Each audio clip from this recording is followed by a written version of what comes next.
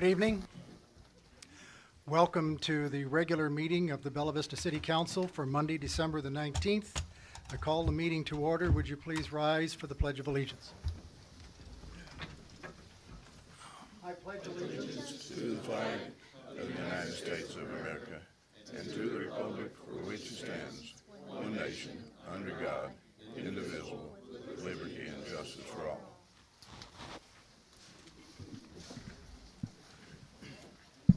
Do the roll call of council. Councilmember Wilms, Here. Snow, Here. Wozniak, Here. Glenn, Here.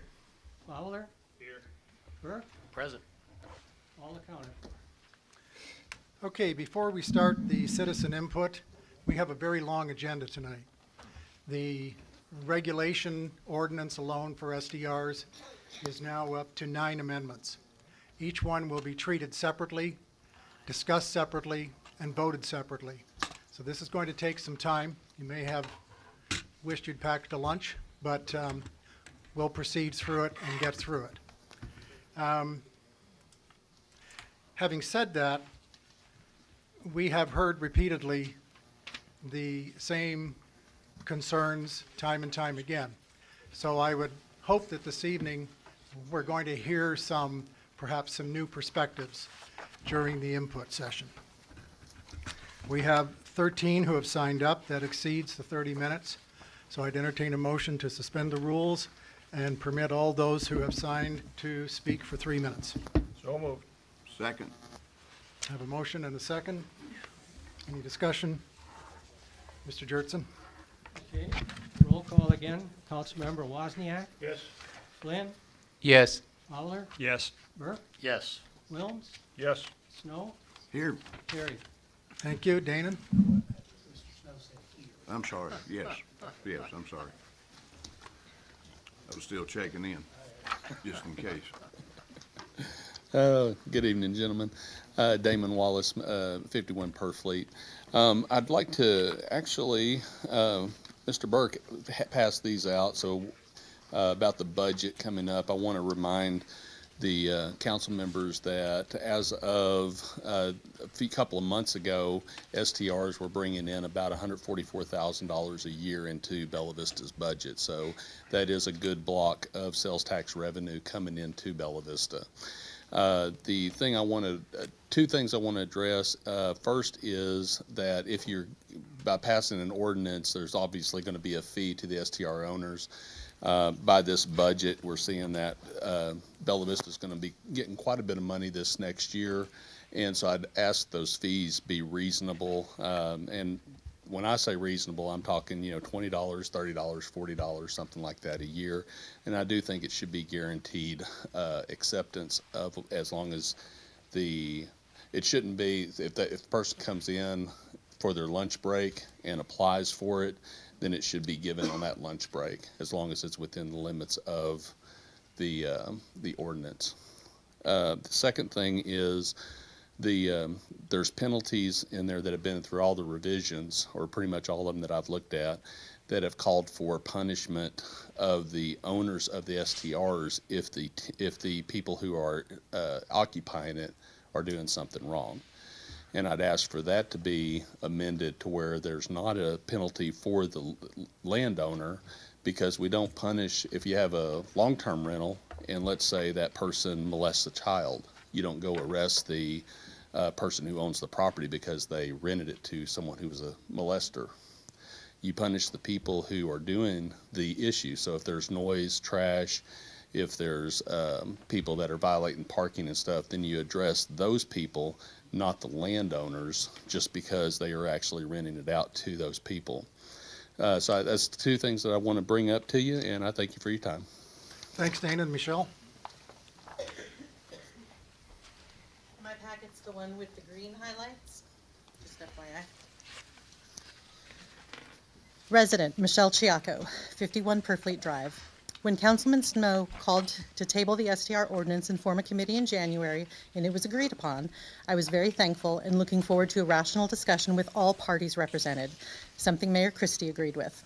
After Councilman Fowler introduced it again, I was grateful that Councilman Wozniak quickly put together a volunteer committee of both owners and non-owners and try to get maybe one or two things changed in the current ordinance that would be reasonable and acceptable. Although I believe we need to start from scratch and actually address what was complained about: trash, noise, parking, and occupancy. During a meeting earlier this year, I overheard a very angry neighbor who has made it clear they hate STRs, that septic had to stay in the ordinance because that was the only way to close them down. At our committee meeting, Doug Tapp mentioned how there were many one-bedroom septic homes here, not STRs, who had 6 people living in them. So how are those homes not held to the same standard? To me, it's very discriminatory. Arkansas Act 402 of 1977 says nothing of determining occupancy based on septic. The only time occupancy is mentioned is on page 52 in a footnote. On pages 50 and 51, the table shows what septic is to be based on for various establishments: quantities of wastewater flow, gallons per day. Page 52, the estimated flows for residential systems assume maximum occupancy of 2 persons per bedroom. Let me say that again. Assume maximum occupancy of 2 persons per bedroom. It then goes on to specify where residential care facilities will house more than 2 persons in any bedroom. Estimated flows are to be increased by 75 gallons per each additional occupant. So again, we're back at flows. How has this not been a part of the discussion? On page 51 of Act 402, a 3-bedroom residence would flow the equivalent of 370 gallons per day, which is 11,100 gallons per month. I'm on a 3-bedroom system. Using my bill as I have attached, my home used 2,800 gallons last month, far below what the septic was designed to process. At my highest usage point in July of 2022, I was at 6,500. Again, a far cry from 11,100. Gallons per day is the key to septic, not bedrooms or occupancy. In our committee, we all agreed to 3 bedrooms, 3 per bedroom, with a maximum number of 12, so a reasonable cap. By the way, Act 402 defines bedroom as any room inside a residence intended for the purposes of sleeping quarters. If you really need to address occupancy besides a cap, it should be in line with the International Property Maintenance Code attached as the last page. I ask the council, as a full-time resident of Bella Vista, to please consider using a cap of 3 guests per bedroom and a maximum of 12 per home, to take any mention of septic out of the ordinance, since you will be addressing a citywide ordinance next year. I ask for an ordinance that actually addresses the issues I mentioned earlier: trash, parking, noise, and occupancy. Thank you and Merry Christmas. Thank you, Michelle. Same to you. Dan Gilman.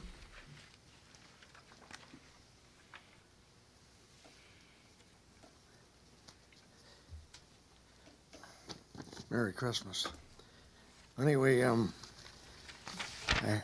I'd like to talk about our utility tax.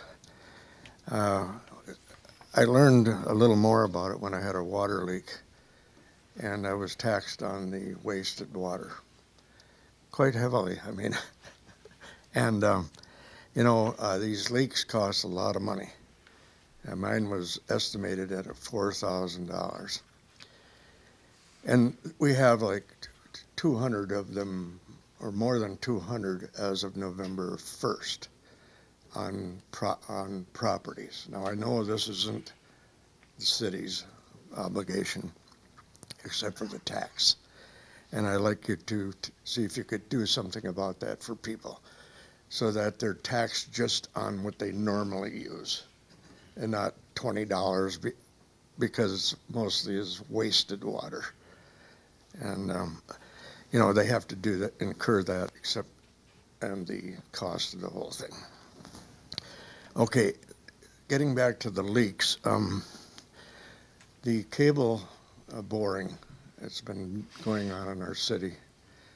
A lady 2 houses from me had her leak start the very day they were boring. Now, I didn't know about mine because when they bored through my property or near my property, I had paid that bill, so I didn't pay any attention to it. It was the next month that it was really leaking. So this lady, she tried to deal with the company that's doing the boring, and got nowhere. They disputed it and so on. But when they're boring through our material here, our subsurface material, I mean, they're disrupting a lot of material, of rocks. I mean, and this leak of mine was right, it was parallel with the water line. So I don't, I think I've heard of a couple other people that claim that could have been the possibility for their leak, but, you can't prove it. But I think if you ever hear, you might look into it, because they have to have a permit to do this boring. I'm glad they're doing the boring, by the way. Okay, and let's see. Election costs. Okay, I've contacted my legislators, and I'm just here to say I'd like the city council to work on getting rid, having the state legislature get rid of these, runoff elections. They cost money. They cost the city. Now, does anybody know how much those elections cost us? Your time is up, sir. Really, already? Yeah, Okay, so it's 3 minutes in. I'd like that information, how much they cost. We can get it to you, Dan. And I think it's, We don't have the bill yet. yeah, I know. I think it's, you know what I think about it. Yeah. Okay, bye. Can't disagree. Okay, Don Senate?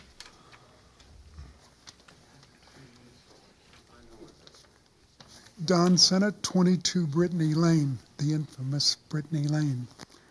This is going to sound unusual. I'm a resident. I'm not an STR owner, but I strongly support what Michelle said about 6, 9, 12 with a maximum of 12, and totally ignoring the septic issue in this ordinance, but getting a commitment from at least 3, preferably 4 council members to take up the issue of septic as an immediate item with the new council in January. Make that object number 1. Second thing, with occupancy, fire regulations so that we protect the visitors. The third thing is the number of STRs. It would be good to put a moratorium on additional STRs right now and give it some time so we can determine how many is actually a viable number, not only for the residents, but also for existing STR members. There's something called the law of supply and demand.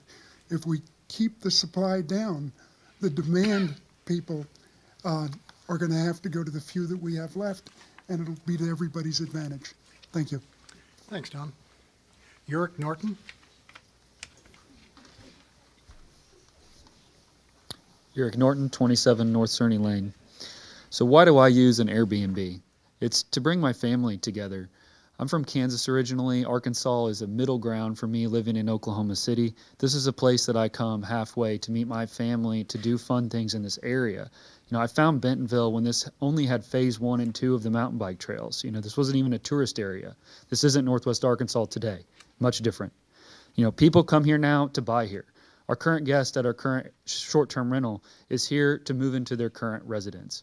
The people we have staying this weekend are here to meet their realtor to purchase a house. These are people just like me, looking to meet their families, looking to move here, looking to provide for a retirement house. The refusal to hear our committee would be a complete shame. This isn't beneficial to discriminate against a single group, and saying that there's no bias is just inaccurate. Saying that this ordinance is of the citizens is just not accurate. This is not an ordinance of the citizens, and you can see that just based on what was brought up about the runoff elections.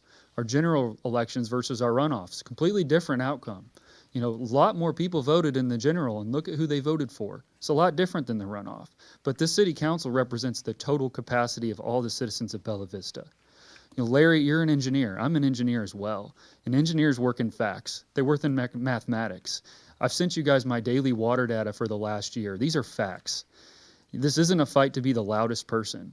The person who lives, Abby Foster, that lives next to a short-term rental, that short-term rental holds 6 people. They're not out there throwing parties every day. They hold 6 people. So these are facts. We're not up here to divide the community. We want to unite the community. This conflict stems from a lot of speculation with no data, and we need this data.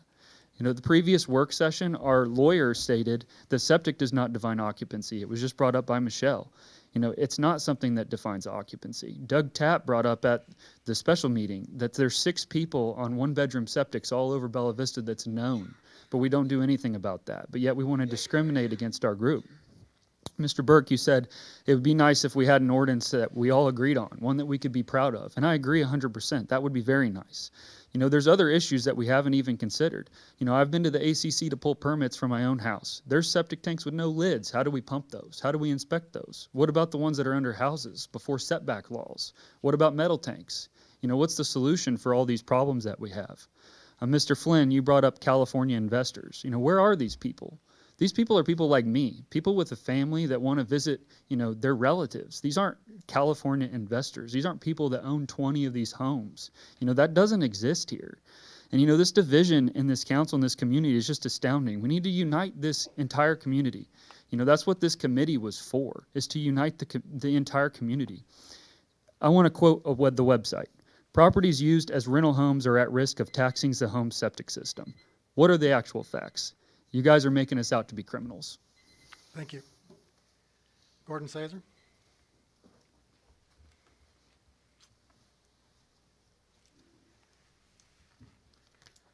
Thank you. Gordon Sizer, 4 Carroll Ray Lane. Again, I'm concerned about quality of life in Bella Vista. I'm concerned about safety, and I'm concerned about having good neighbors, people that we know and we can trust, we're familiar with.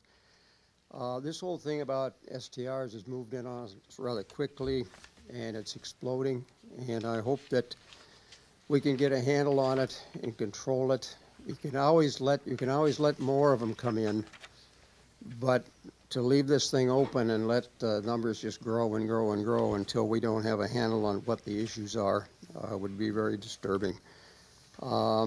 They came in, they're here for profit. We're here to live in a neighborhood that's safe and friendly. Personally, I like to know my neighbors.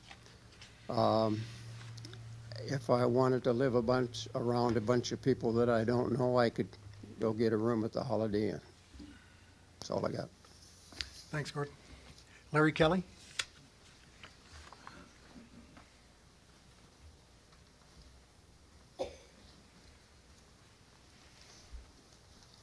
Larry Kelly, 12506 Collar Lane.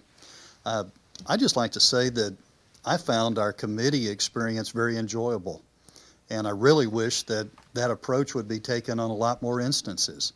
This has been really controversial. I think that only one side was represented whenever it started out, and we actually heard that from some of the staff, that there wasn't enough input from STR owners in trying to develop an ordinance. I think it works best when people come together and try to work things out before there's some sort of rulemaking to be discussed. Let us be a part of that rulemaking. It can't happen in every situation. That's not how city council can work. It's not how government can work. But it can work in a lot of situations that might be controversial. And I just think that whether we come to some sort of, I think we came to a lot of agreements in that. We had 2 short meetings. Well, one short, one longer. Yeah. But I think we came to a lot of common ground, and many, many times I think that can benefit everyone if we just have a chance to talk. These are great that we have 3 minutes in the beginning of a meeting. We don't talk at work sessions. But if a group of citizens can get together and work things out, I think that's a really smart approach. And I think that Cynthia has presented some of that information by email to the city council today, and I support that. She's a non-STR owner, and I think that made a lot of smart points. So please take that into consideration. Thanks. Thank you, Larry. Maria? I'll pass, thank you. Okey doke, thanks. Stacy? I'll pass as well. Thank you. Amy Molia Copit?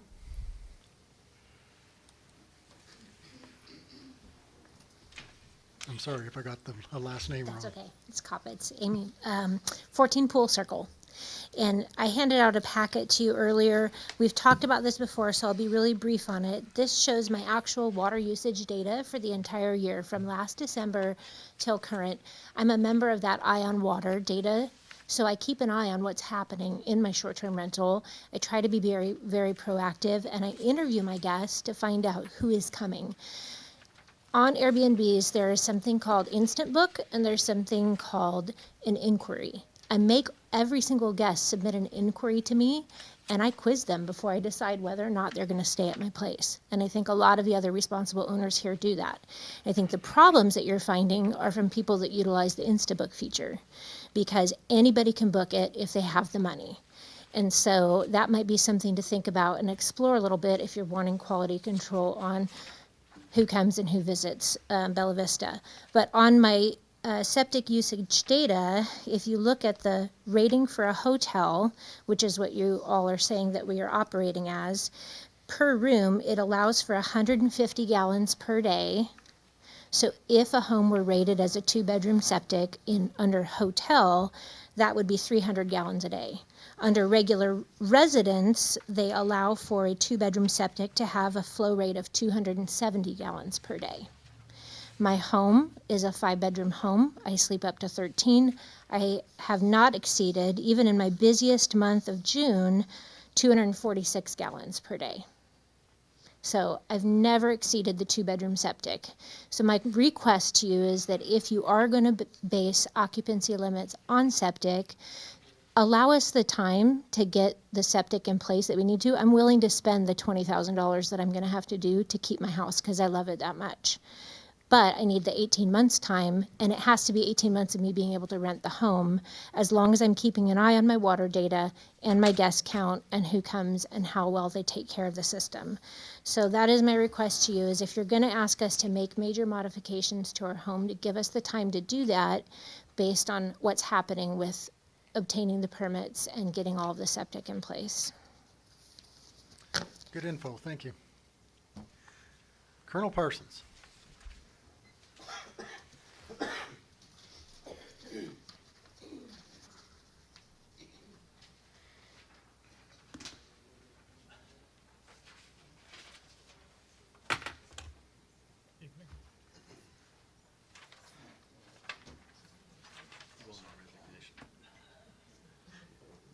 Pass goes on to the mayor. I'll pick him up in the morning. What are you running for? My days of running are over. I've lost more races than anybody in the state of Arkansas in all history. And you know that. I've run against you, once or twice? So, Steve, good luck sometime. I'm Jim Parsons, chairman of the Bella Vista Patriots. And I live across the street from Steve, so that's where I live, Lake Avalon. We have been paying school taxes since 1874. The highest, 48, is the millage.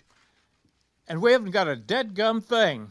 We send our money to Bentonville, and they build these opulent schools, got a great football stadium that any community college would love to have, and we don't have a thing. The thing we're trying to do is form our own school district, and we have to start sometime. Bella Vista is going to grow, and eventually we will quit putting our children on a school bus at 6:15 in the morning, and they wind up getting a diploma of 12 years of how to ride a school bus, and that's not a very good education. And so I think on the diploma, it ought to say how many miles they've traveled and how many hours they've spent on a bus. That's pitiful. We need to have our own school district. And so what I've given you there is a petition. I've got to have 1,180, and that'll be easy. The jobs that you're now holding, the picture out there in the hall is when we took a bus and went to the legislature and lobbied so we could become a city in 2006. And we did it with a petition drive, and this is the same thing we're going to do with the school. So if you will, sign that before you leave tonight, give it to the mayor. I'll pick it up from your secretary in the morning, and we'll get this petition drive started.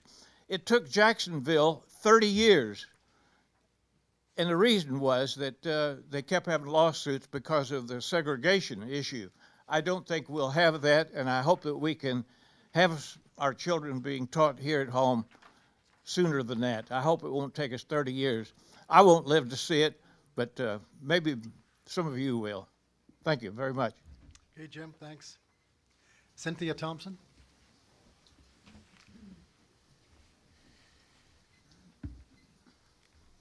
Hello.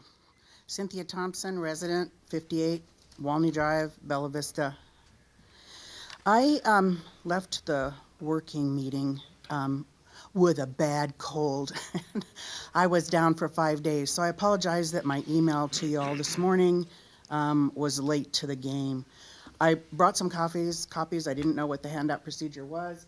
If you haven't seen it, I did get an acknowledgement within 20 minutes, I think, from Mr. Flynn. Thank you very much. An acknowledgement from Mr. Burke when I arrived. Thank you very much.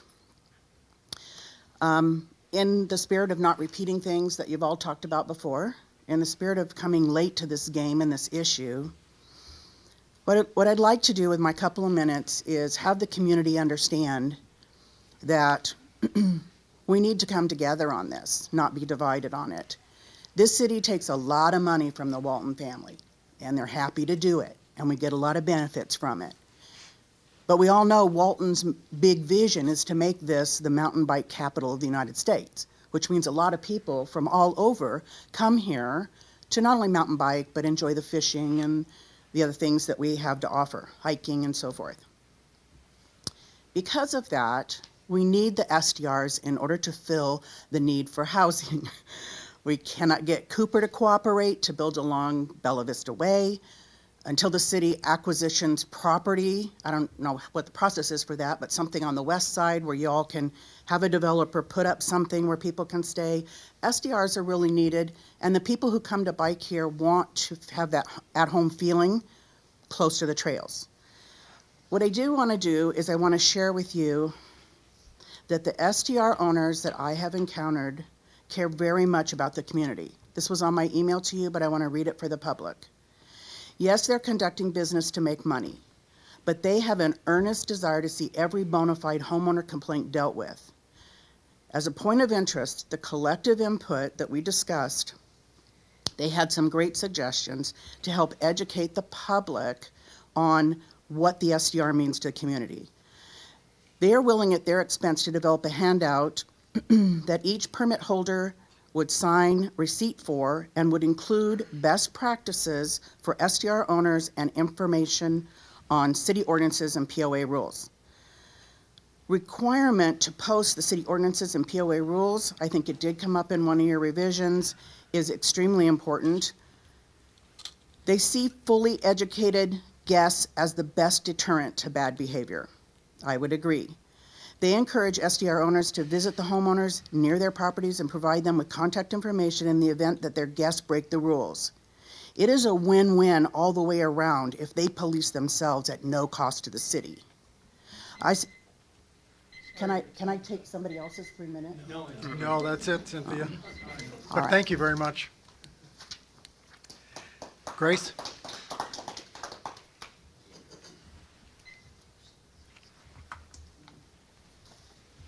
It's Grace Chen, 28 Brittany Lane. Okay.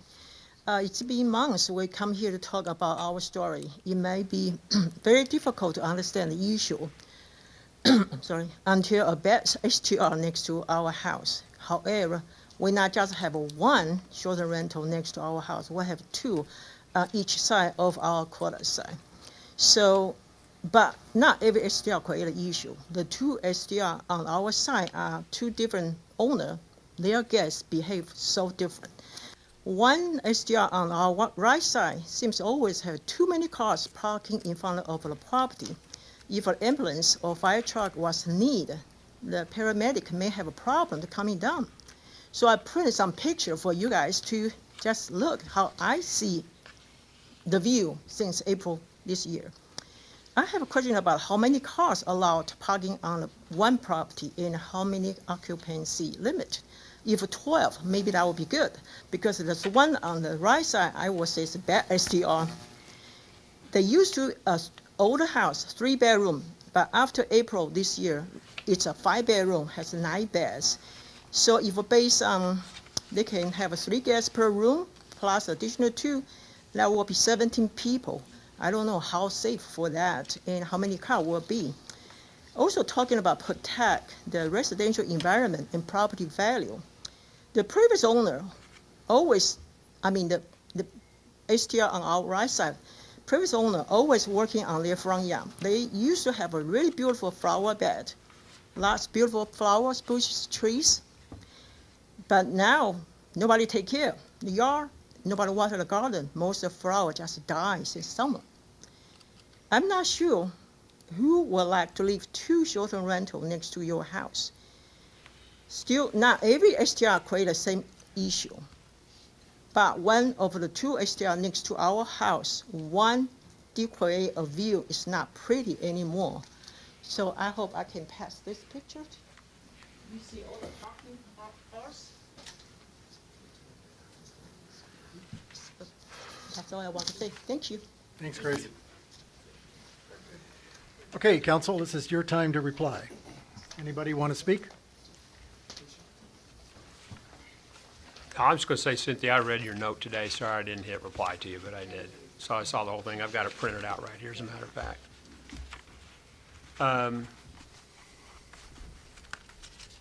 No, I guess I'll wait till we get to the ordinance. Okay. And Cynthia, Peggy, and I talked about it at length as well this morning, so thank you for sending it. Anybody else? Okay.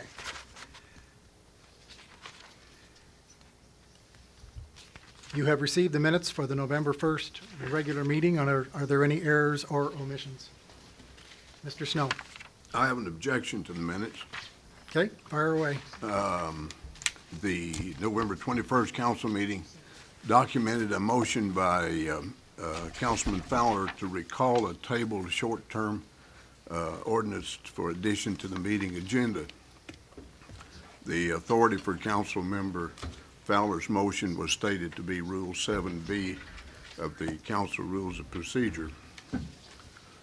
Rule 7B requires a 2/3 majority vote by the entire council. The vote to add this table motion was a 3-3, 3 for, 3 against. Mayor Christie, by mistake, I believe, voted to break the tie by voting to support the motion. A tie vote on a matter requiring a 2/3 majority should mean the motion fails. If the mayor by mistake chooses to break the tie in the affirmative, the vote is now a 57% majority, rather than the required 2/3. So in my opinion, the vote to add the STR ordinance to the agenda for consideration was not a proper vote, and the ordinance should be removed from the meeting agenda and the minutes corrected to show that the first reading has not occurred. That motion's out of order. This is a review of the minutes, and any objection should have been registered at the time. That needs to get turned off. Objection it's a should be review of the registered at the time? If there was a point of order to be made, it should have been made at the time. These are the minutes of what occurred. You have whatever you feel about whatever should have happened occurred. But this is a review of the minutes. So do the minutes accurately reflect what occurred? That's what the issue is before the council. But the minutes were a mistake. No, the minutes only reflect what was said and done during. Okay. That's all we're voting on. That's all. Well, then would a motion be in order to correct? Not at this time. No, it's this time. Okay. When you say a motion to correct, what do you mean? I mean, the ordinance should not be on the agenda. Well, the question is adoption of the minutes. So Okay. you'll have to raise a motion later for it to potentially even be in order. Okay. Okay, anybody else? I'd entertain a motion to approve. Thank you. Second. Mr. Wilms and Mr. Fowler. Roll call vote on the minutes. Councilmember Wilms, Yes. Burke, Yes. Wozniak, Yes. Flynn, Yes. Fowler, Yes. Snow, I vote no. carried 5 to 1. Thank you. Moving on to the October financial report. Kim put them together and sent them out to you. We continue to be very healthy. We have a very strong balance sheet. And we're ready to withstand a recession if that's the case, and all employees will remain employed. And we will still have everybody here so that you can get the services that you should be getting regardless of whether or not there's a recession. The November report, of course, because we've moved this meeting ahead, we will not get the tax data from the state until end of this week or the middle of next. So you'll see the November data at the January meeting. Okay? I'd entertain a motion to suspend the rules of order and procedure to allow all ordinances on the agenda to be read by title only. So moved. Second. Mr. Wilms and Mr. Flynn. All right, roll call again. Councilmember Fowler, Yes. Wilms, Yes. Burke, Yes. Wozniak, Yes. Snow, Yes. Flynn, Yes. carried. Okay, we have two pieces of unfinished business, both ordinances. The first is amending Chapter 109 zoning of the Code of Ordinances of the City of Bella Vista to define short-term rentals, to provide for inclusion of short-term rental uses within the table of uses, to determine a short-term rental usage as of right or with a conditional use permit within particular zones and for other purposes. This is the third and final reading. Now, just so everybody's clear, this has nothing to do with the regulations. Okay, this is to make sure that the planning group in their table of uses has the STR, I wouldn't call it a symbol, but the STR language is sitting in the appropriate areas for zoning, okay? So that's what this is about. Any discussion? Question I have for council is that if we approve this but do not have a regulation addressing the operation of STRs, can that be adopted at a later date? Can what be adopted at a later The STR regulations? Of course, sure. Okay, so even if we permit this now, It's allowed now. it's, There's no regulation of it right, there's no regulation. What this does is makes it legal. No. No? It does what we've said many times, and that is it adds it as a use in our table of uses for purposes of our zoning ordinance. That's what it does. So it's an unaccounted for use at this time. Okay. Okay. Anybody else? I'd entertain a motion to approve. So moved. Second. Mr. Wilms and Mr. Flynn.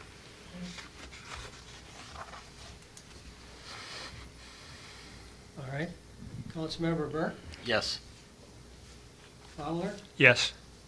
Wilms, Yes. Wozniak, Yes. Flynn, Yes. Snow, Yes. carried 6-0. Okay. Now we get into an ordinance regulating short-term rentals to provide for the requirement of a permit to operate a short-term rental, to provide a process for revocation of a short-term rental permit, to provide safety and on-site septic inspection requirements for short-term rentals, to provide occupancy limits for short-term rentals, providing penalties for violations and for other purposes. This is the second reading. Now, as I mentioned before, we have some amendments. I'm going to ask the various council members to address their amendments in the order in which they have been received. So, Mr. Wozniak, you're first. I believe you Mayor, have... I'd like to make my motion now. Okay, go ahead. I would like to make a motion that this matter be removed from the agenda because it's there by an improper vote. So Mayor, let me explain procedurally to you, Mayor, and you're the chair of the meeting. So when we did this last week, we suspended the rule we suspended a locally adopted rule. We did not suspend any state law. Right. The local rule says 2/3 vote of the council.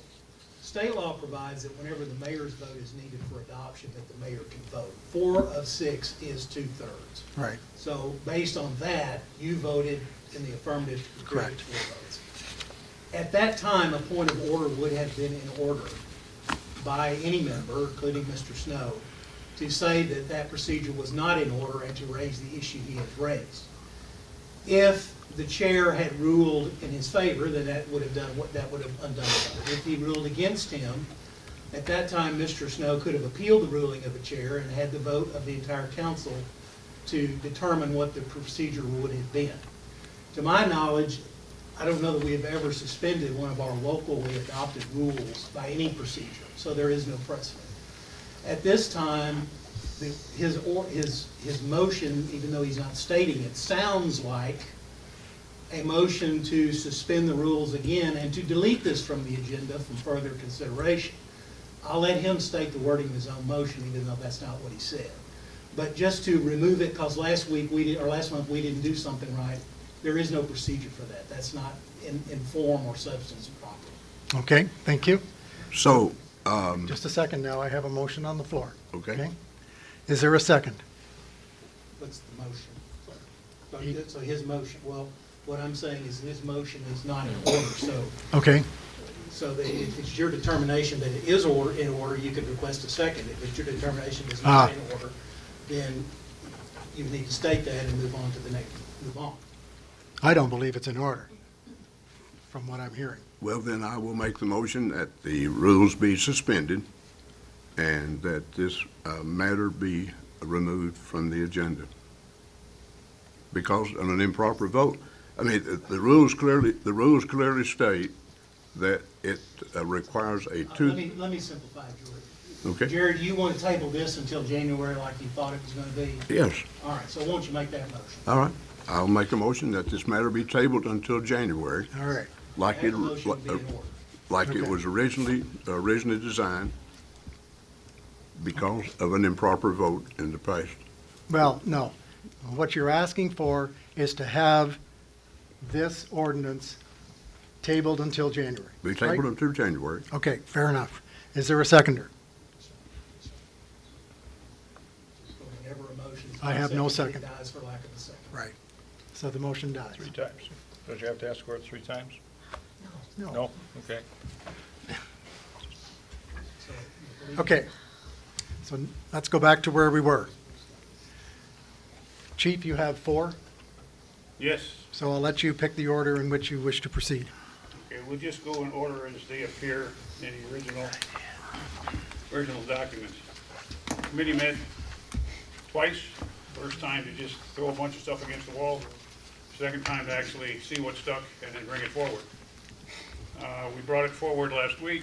I thought I would get from the council either some strong yeas or nays to determine which of these we would go on with or which of these we would go the other way. I got none of that, so now all 4 of them are on the table to be voted on, one at a time. Okay? All right, the first one, section 2, it currently reads, I think, 1 year for a permit. We asked for 2 instead of every year, every other year to get your permit in order. That won't bring the price down as far as someone suggested, but it would be a start in that order. So that's what we are asking for, to amend it to read 2 years instead of 1. You're moving to amend based on your, Yes, you're moving amendment 1. well, it's section 2, but yeah, that's my first amendment. Right. Okay? So we have a motion on the floor. Do I have a second? Second. Mr. Flynn? Okay, All right. let's open it up for discussion. Roll call vote. No, I want to go Wait. for discussion. Debate on the amendment. Right. Who wants to kick it off? I think the On that concern, 1 versus 2. I think the concern that I have about this one is one that's been expressed by city staff, and that is that by extending it to 2 years and having a cap on the number of permits that might be allowed, that we could strand permits. We could have permits that are not in use and not available to be reassigned to whoever might be applying for a permit, but might be over the cap. So I think rather than the possibility of stranding permits for an extended period of time, I think we're better off staying at 1 year. Okay, anybody else? No, I would just like to say, to reiterate some of that, I know city staff is not in favor of it. I talked to Doug Tapp about it. I don't believe there are any other permits that are issued for over a 2-year period. Doug wrote a note on, I don't have the date on it, I'm sorry. It was after the second committee meeting with Mr. Wozniak and his crew. And he says, even if the permit period is going to change from 1 to 2 years, then the permit amount needs to increase.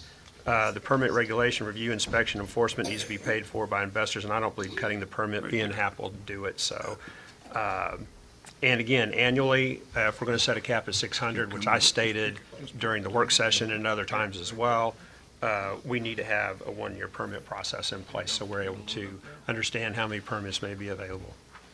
Okay, anybody else? John? I understand both those arguments. We had this committee get together, the concept being we get some input from STR owners and input from other people as well. And so they've made a few requests. This one strikes me as being quite modest. If you think about it, STR owners say, hey, it'd be nice to have 2 years instead of 1. And that's true. You could have somebody who's got an STR and gives up after half a year, and still holds the permit. So you're leaving other people out. But that wouldn't bother, that's what the STR people have asked for. And it wouldn't bother the people presumably who are against STRs, would it? So, they're liking having a limit. If a few people get stranded, that's probably okay with them. So, I just think if you're going to have a committee and they're going to suggest things, I have a prejudice toward wanting them to know I'm listening. So I didn't think this was a tough ask, so I tend to be in favor of it. Okay, thank you. Mr. Wilms? I guess my view is that I tend to share some of the comments that Councilman Burke spoke about, and that is that we could strand permits for that 2-year period, meaning that we would have permits available but not issued because they run for 2 years. And so unless a STR owner came in and said, my permit's all over with, I'm done with the business, it wouldn't be known to be available. I do sense that the staff assessment on a 2-year renewal fee, that we would need to increase that to make it whole for that side of the operation. I think practically a 1-year permit makes it easier for the city to manage, and hence that's the reason for the permits that we have currently as a 1-year base, is that it's a pretty routine. That's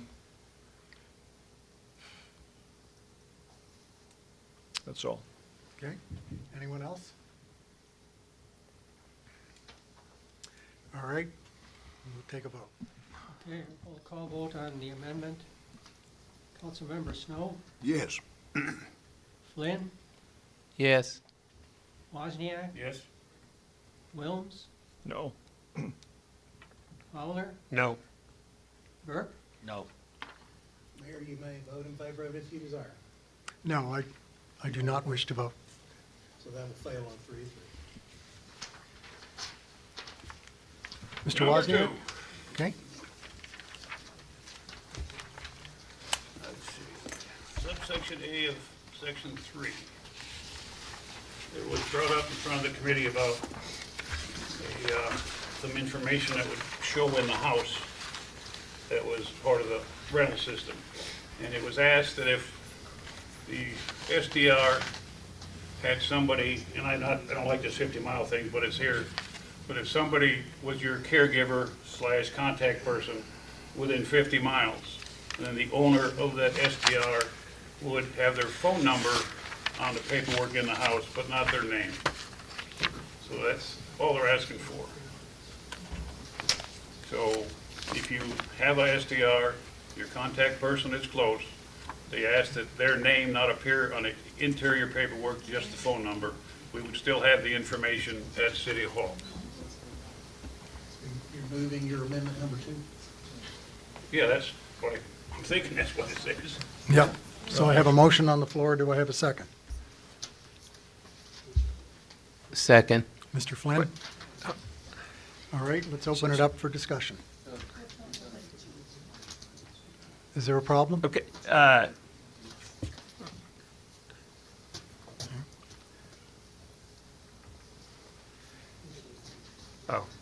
Okay, so, yeah, so the name, so this is amendment number 2 offered by Wozniak, right?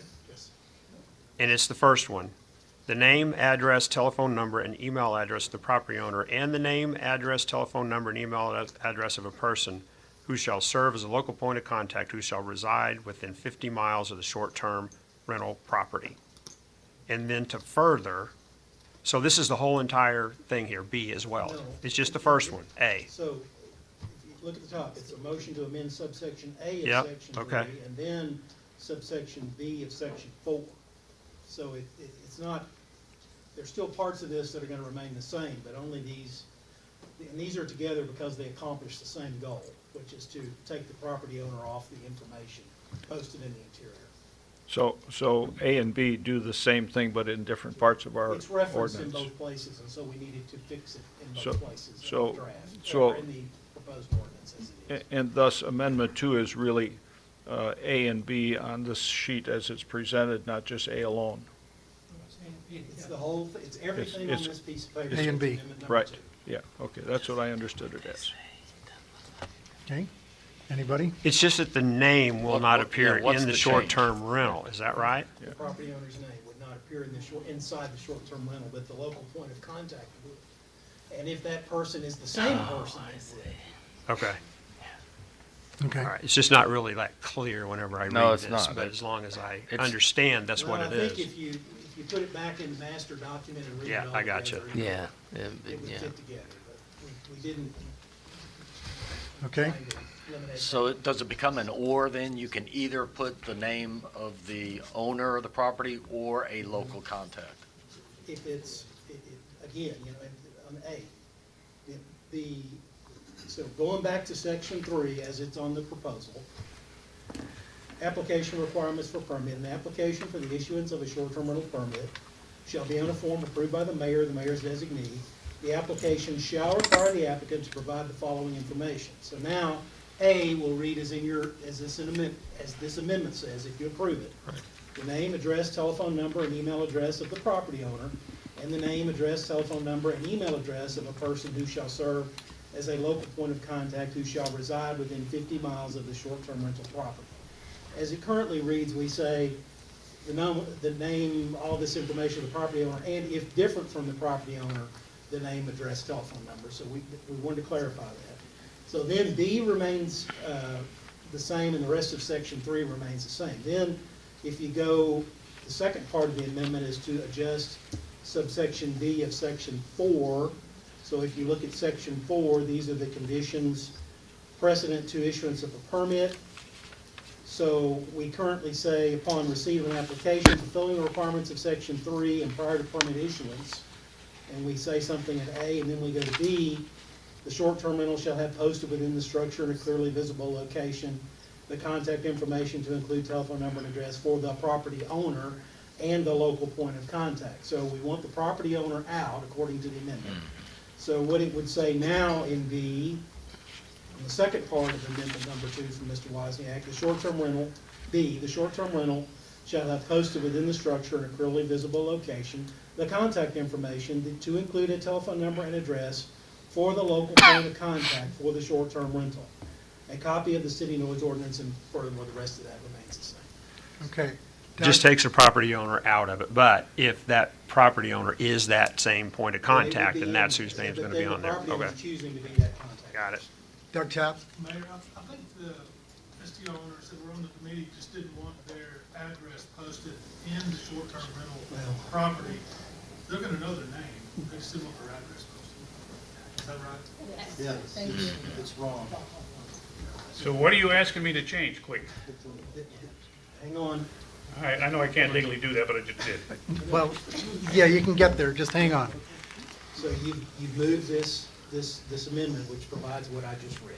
Okay. So that's what you've moved. Okay. And we've got a second. Are you wanting to further amend your amendments? And if Quick, so, spit out how? what you want taken out. We just want our home address. Just No a home address. home address? You want just a home address taken out? Yes. That's Okay. it?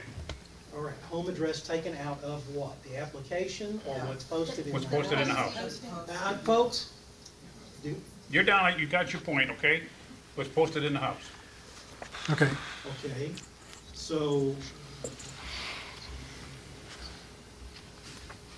All right, so it currently says the short term, y'all tell me what you want to legislate. Jason. Don't make me come up here. Okay, Jason, here's what I'm Strike hearing. address out of it? and No, address? I don't think we can do this on the fly. I don't think we should do this on the fly. Okay, we've had a motion and a second. We need to vote on what this says.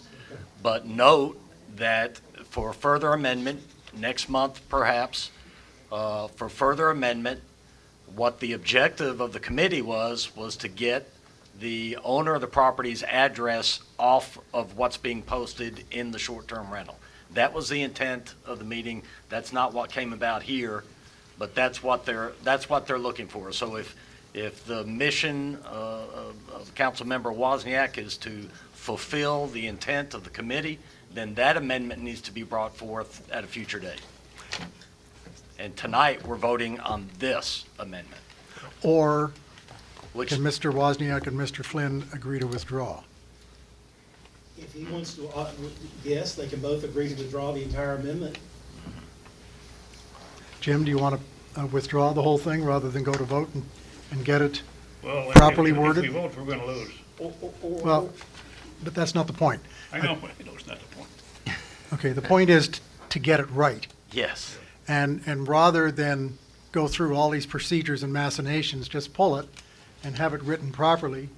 And as long as you agree and Mr. Flynn agrees, then it'll come back in front of council next month, correctly If- written. If for some reason it goes to third reading tonight, we can amend it anyhow. Yes, of Okay. course. In writing.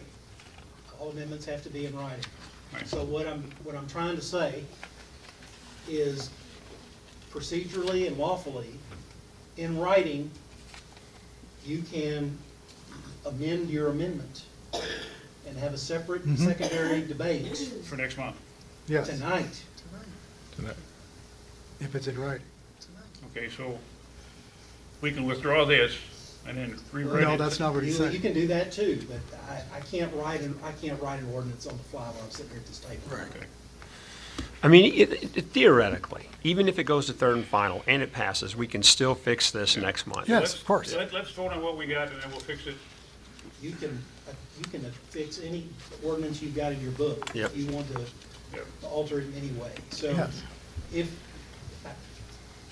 I'll leave it at that. So Jim, what do you want to do? Let's vote on what we got and then we can bring it up. We can make an amendment next month. So, Okay? so if we're gonna do that, we have more discussion then. Oh, absolutely. So this is on the amendment number 2. On the amendment number 2, okay. In Part A, I've submitted an amendment of my own, which is amendment number 1, which deals with partnerships, LLCs, and those kinds of organizations as opposed to named property owners. And so so I'll be voting no on this proposal here. I understand what it says. I don't have a huge heartburn in what it is, but I think it falls short of identification on the building or on the STR permit application. And so I would tend to say I will not support Part A. Part B offers a different scenario. And I think in Part B, I would envision that if we have an owner and we have a local contact person that somewhere's on the permit, that it would say contact person 1, contact 2, that shows up on the permit that they issue. In other words, if the owner's not within 50 miles, then the person within 50 miles would be issued as contact 1 with a phone number, and the owner then would be issued as a contact 2 in the event that they can't reach the first person. That's a benefit to those types of situations, I think. Leaving only one number on there for contact may fall short if there is something of an emergency that requires response or attention by the owner's representative. So that's how I see it, and so I'll be voting no on this proposal. Okay, fair enough. Anybody else? Mayor? Yes. I see this as a swing and a miss. This is not what the committee intended. We've heard that from both sides. Yep. So I don't see the value in approving this tonight. It's not what the committee was looking for. Okay, anybody else? I was just going to say, I knew this was going to happen.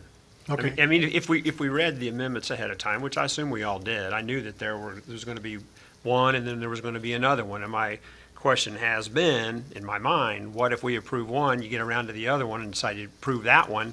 Does the second one overwrite the first one, or do you have to find a way to blend them? I'm just saying, I knew this was going to happen. Yep. Basically. That's So right. If there's another amendment to come back and change it again, that's exactly what would happen. Then this one would get kicked to the curb, and if we'd voted to approve the other one, then that one would supersede this one. Yes. Yes. they Okay. would- Yes. Okay. Sure would. Okay, anybody else? That's, Yes, That- Mr. Snow. that's why it needs to be tabled until January. Jerry, we've been there, the train's gone. Okay, anybody else? Let's have a roll call vote, please. Okay, this is on the amendment as presented. Councilmember Snow, No. Flynn, Abstain.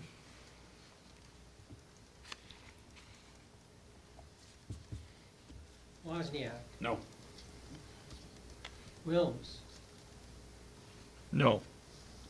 Fowler, No. Burke. No. It fails. Okay. Jim, your next one? I think that big shoulders. It's okay. All right, the next one has to do with the septic. There's two parts to it. One of them was the septic inspection, and the second part was the pumping.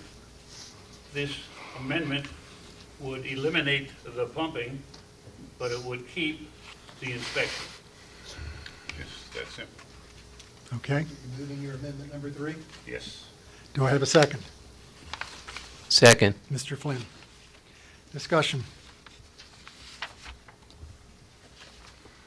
Mr. Wilms? I guess my concern is that, based upon the input that we received from Richard Murphy, the manager of the ADH offices in Washington and Benton County, Washington County rather, has adopted a septic inspection ordinance several years ago, and they're finding that it's not very effective or informative in terms of assessing the conditions.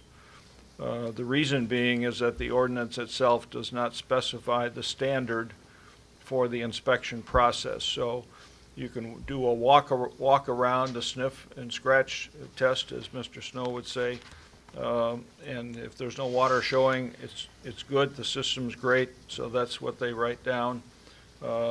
Sometimes it's in an email, sometimes it's in a letter, so the reporting is not consistent, the inspections are not consistent, and so I have an alternate proposal to this which reverses and takes out the inspections but keeps the pumping part as a standard. So I'll be voting no on this. I think this will not result in a positive outcome because we don't specify what the standards are for the inspection.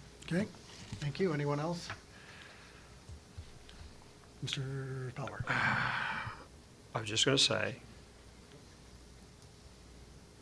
that the septic inspection, I agree, there are no standards really particularly set for that right now. We don't know what it looks like.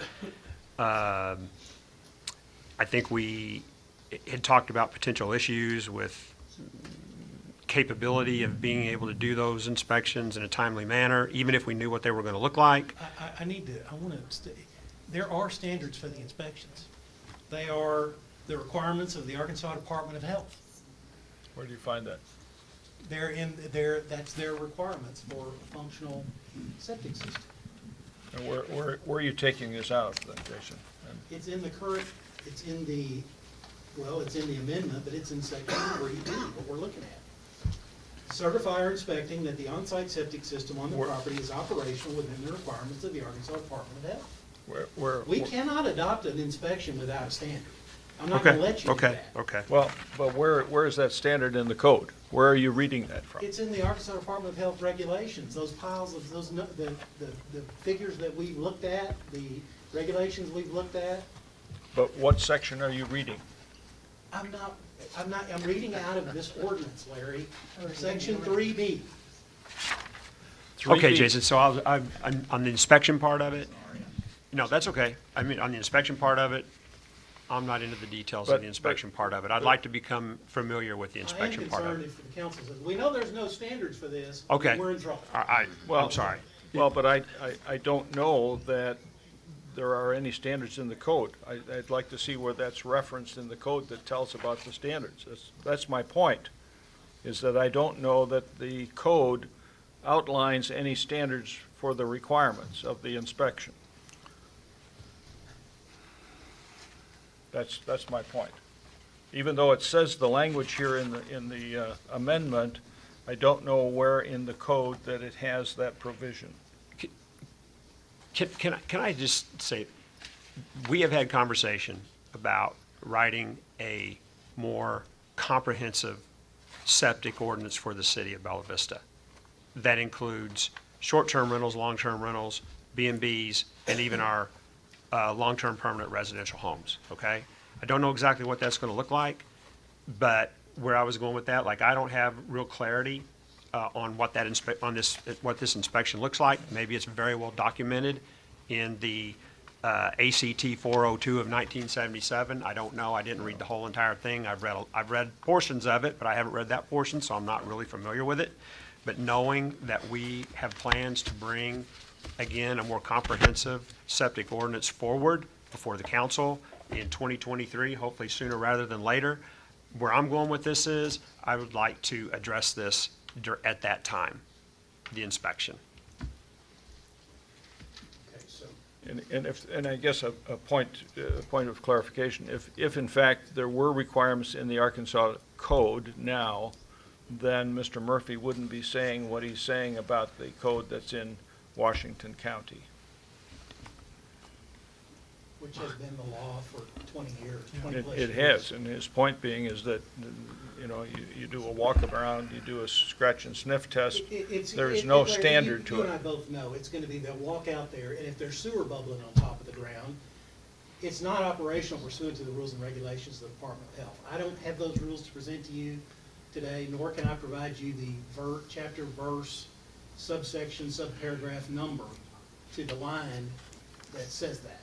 But they have those rules, I can assure you. Okay, anybody else have any comments? Quick comment, just to say, I believe this was a swing and a hit, Jim. I believe this was the intent of the committee to have this amendment as it's been put forward, and therefore I support it. Okay, anyone else? As a point of order, wouldn't this matter be better resolved at a work session rather than trying to resolve it in a council meeting? It's not a valid point of order.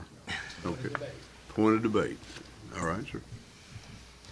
Okay, anyone else? Let's go to a roll call vote, please. Okay, this is on the amendment as presented. Councilmember Snow, Yes.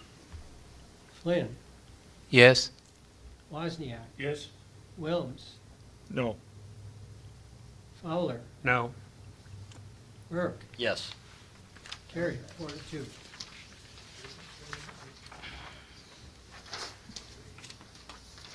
Okay, Jim? Last one. I don't even have to get into it, but it's the infamous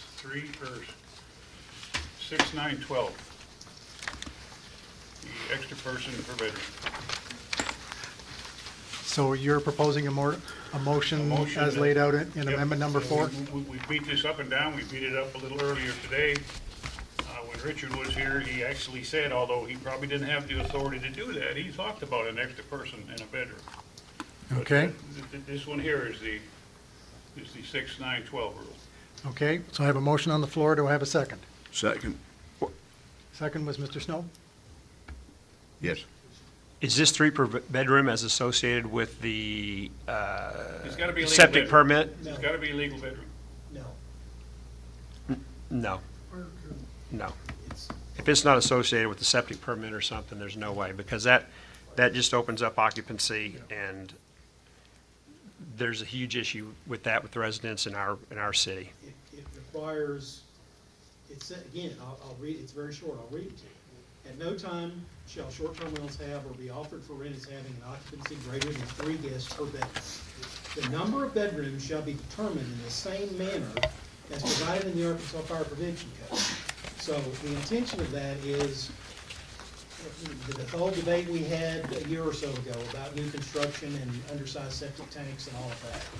We had a whole debate about how the building inspector can look at a set of plans and make a determination per code as to actually how many bedrooms there are. And not base it on, someone putting a number or changing a name on a blueprint or something. That's the same mechanism that would be used here. That is correct.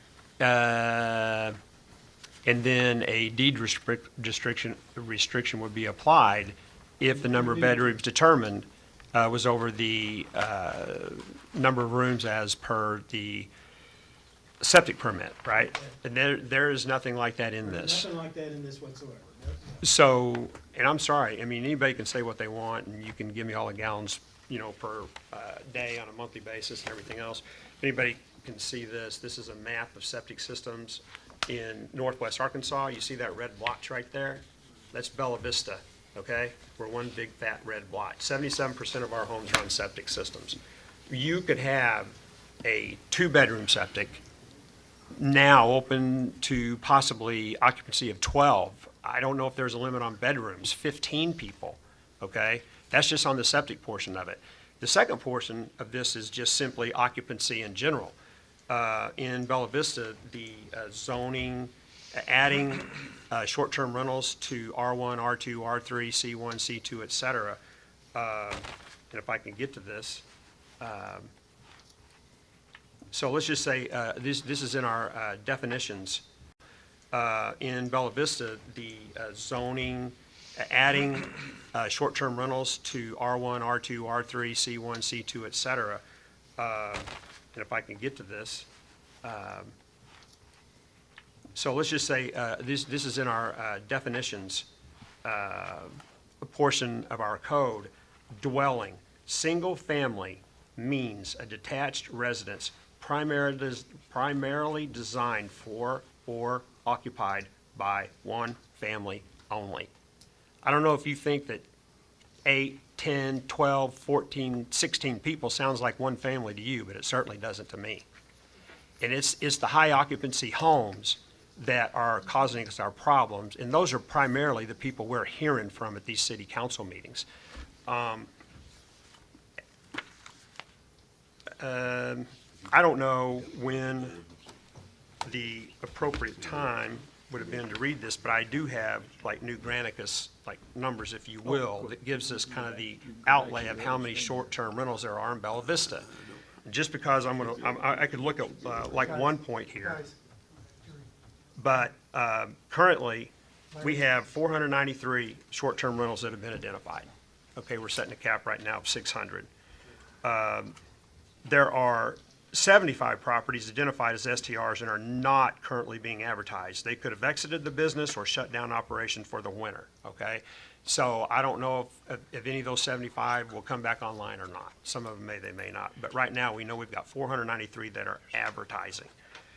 280 individuals own 300 of the properties. Now, there are 441 of the 493 that we have specific addresses for.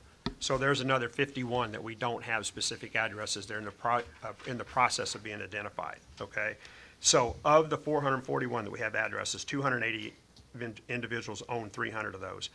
80 LLCs own 99 of the properties. We have 79 streets with multiple listings. Grouping by community, there are, and this is just how it's defined in Granicus, okay? On Bella Vista East Side, there are 113 short-term rentals. Bella Vista Central, there are 108 short-term rentals. Courts and townhouses, there are 59 short-term rentals.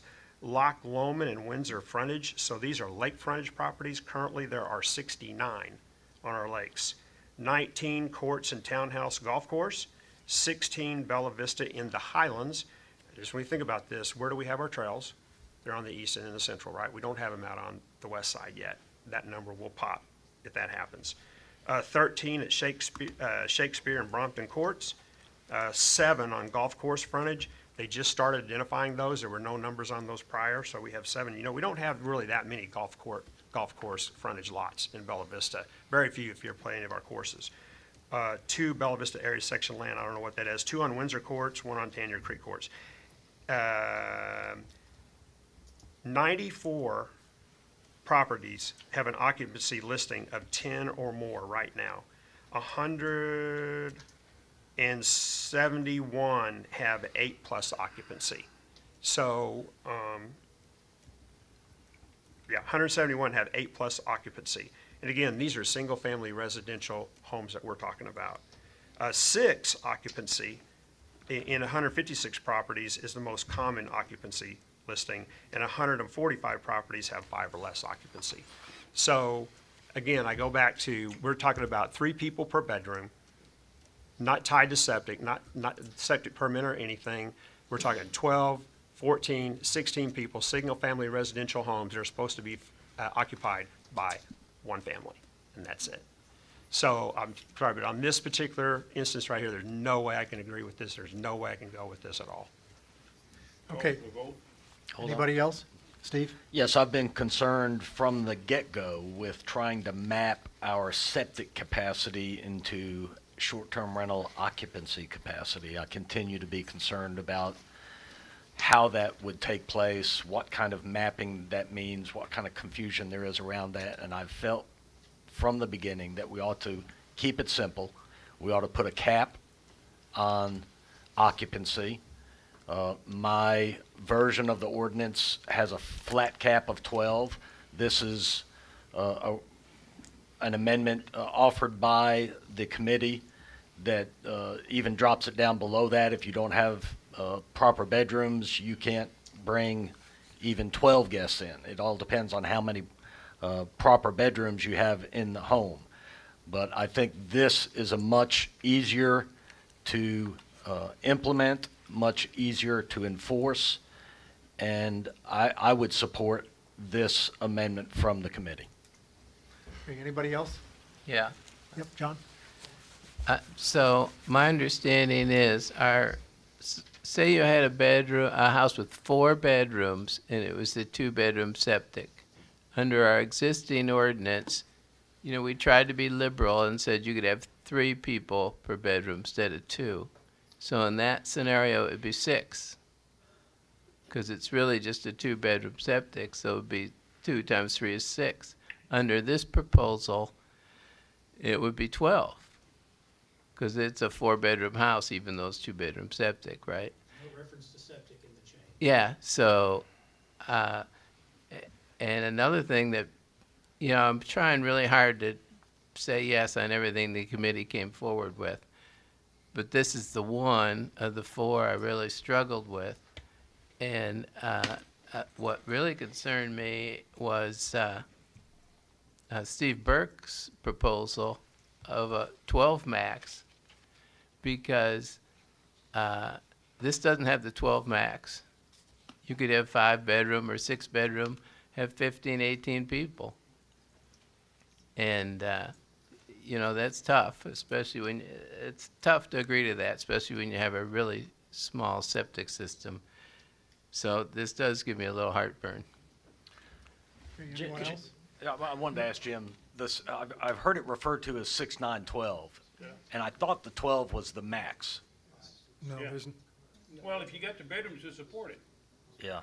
'Cause it So does so say if you in have here, 5 bedrooms. It does say in here, the number of bedrooms to be determined in the same manner as provided by the prevention code. Right. If you've got the bedrooms that are legal. Right. Then it would, Allow for 15. you would think. Yeah. I mean, we can go ahead and and bring it out to 50 bedrooms and 150 people, do you want to play that game? But- Well, 5 bedrooms is practical. I mean, that, Well, you know, those homes like I are said, being they gotta built. have, the fire code's gotta support it. If the Yep. fire code doesn't support it, then Yep. it ain't happening. Yep. And, you know, you can determine it either by your septic, you wanna go that route, or when you do your inspection, when the fire department goes through and his inspection goes through, you can determine what's a legal bedroom and what's not. Yep. Because one of the things we're trying to deal with is just the overall impact on a neighborhood when there's a large guest count coming in on a regular basis. We're trying to recognize the impact that comes with that many people. And I think a flat cap on this is a good way to go. It's not there yet. We're not supposed to be voting on this tonight, so there's time to work this. But I still think if city council would consider a flat cap, whether it's 12, 10, whatever the number needs to be, we ought to put a flat cap on it and say, that's a maximum number of guests you're gonna be allowed to market your short-term rental for. Okay, Mr. Wilms? I guess I take exception to this, have proposed a different revision to the same section.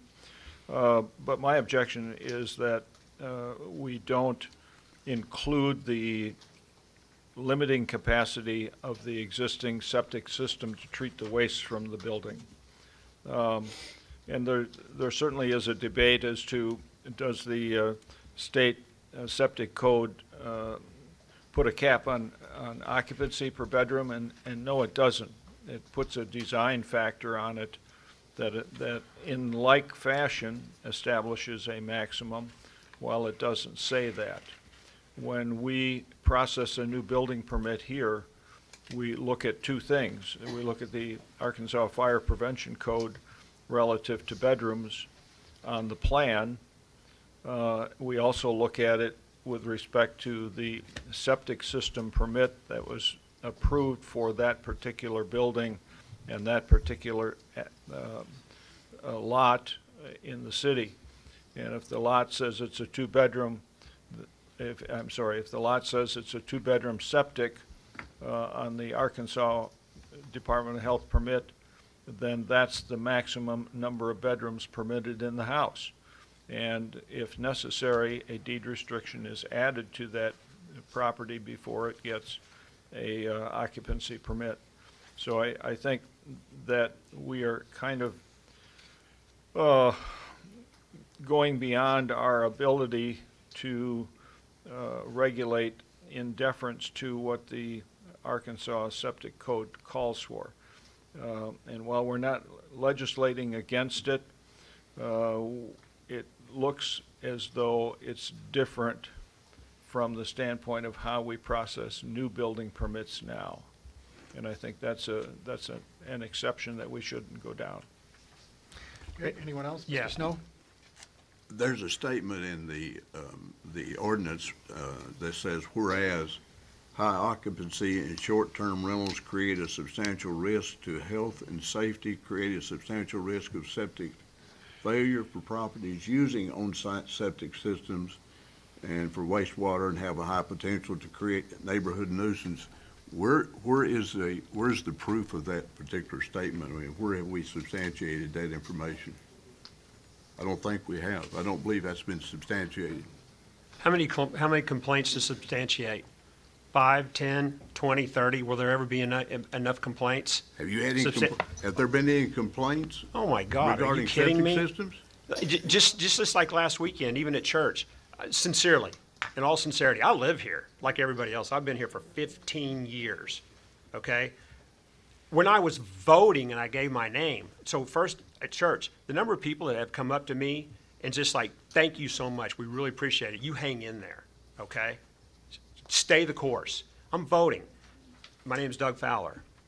And, you know, so the lady is funny how she recognized me. Oh, you're you the Doug Fowler? Yeah, I'm the Doug Fowler.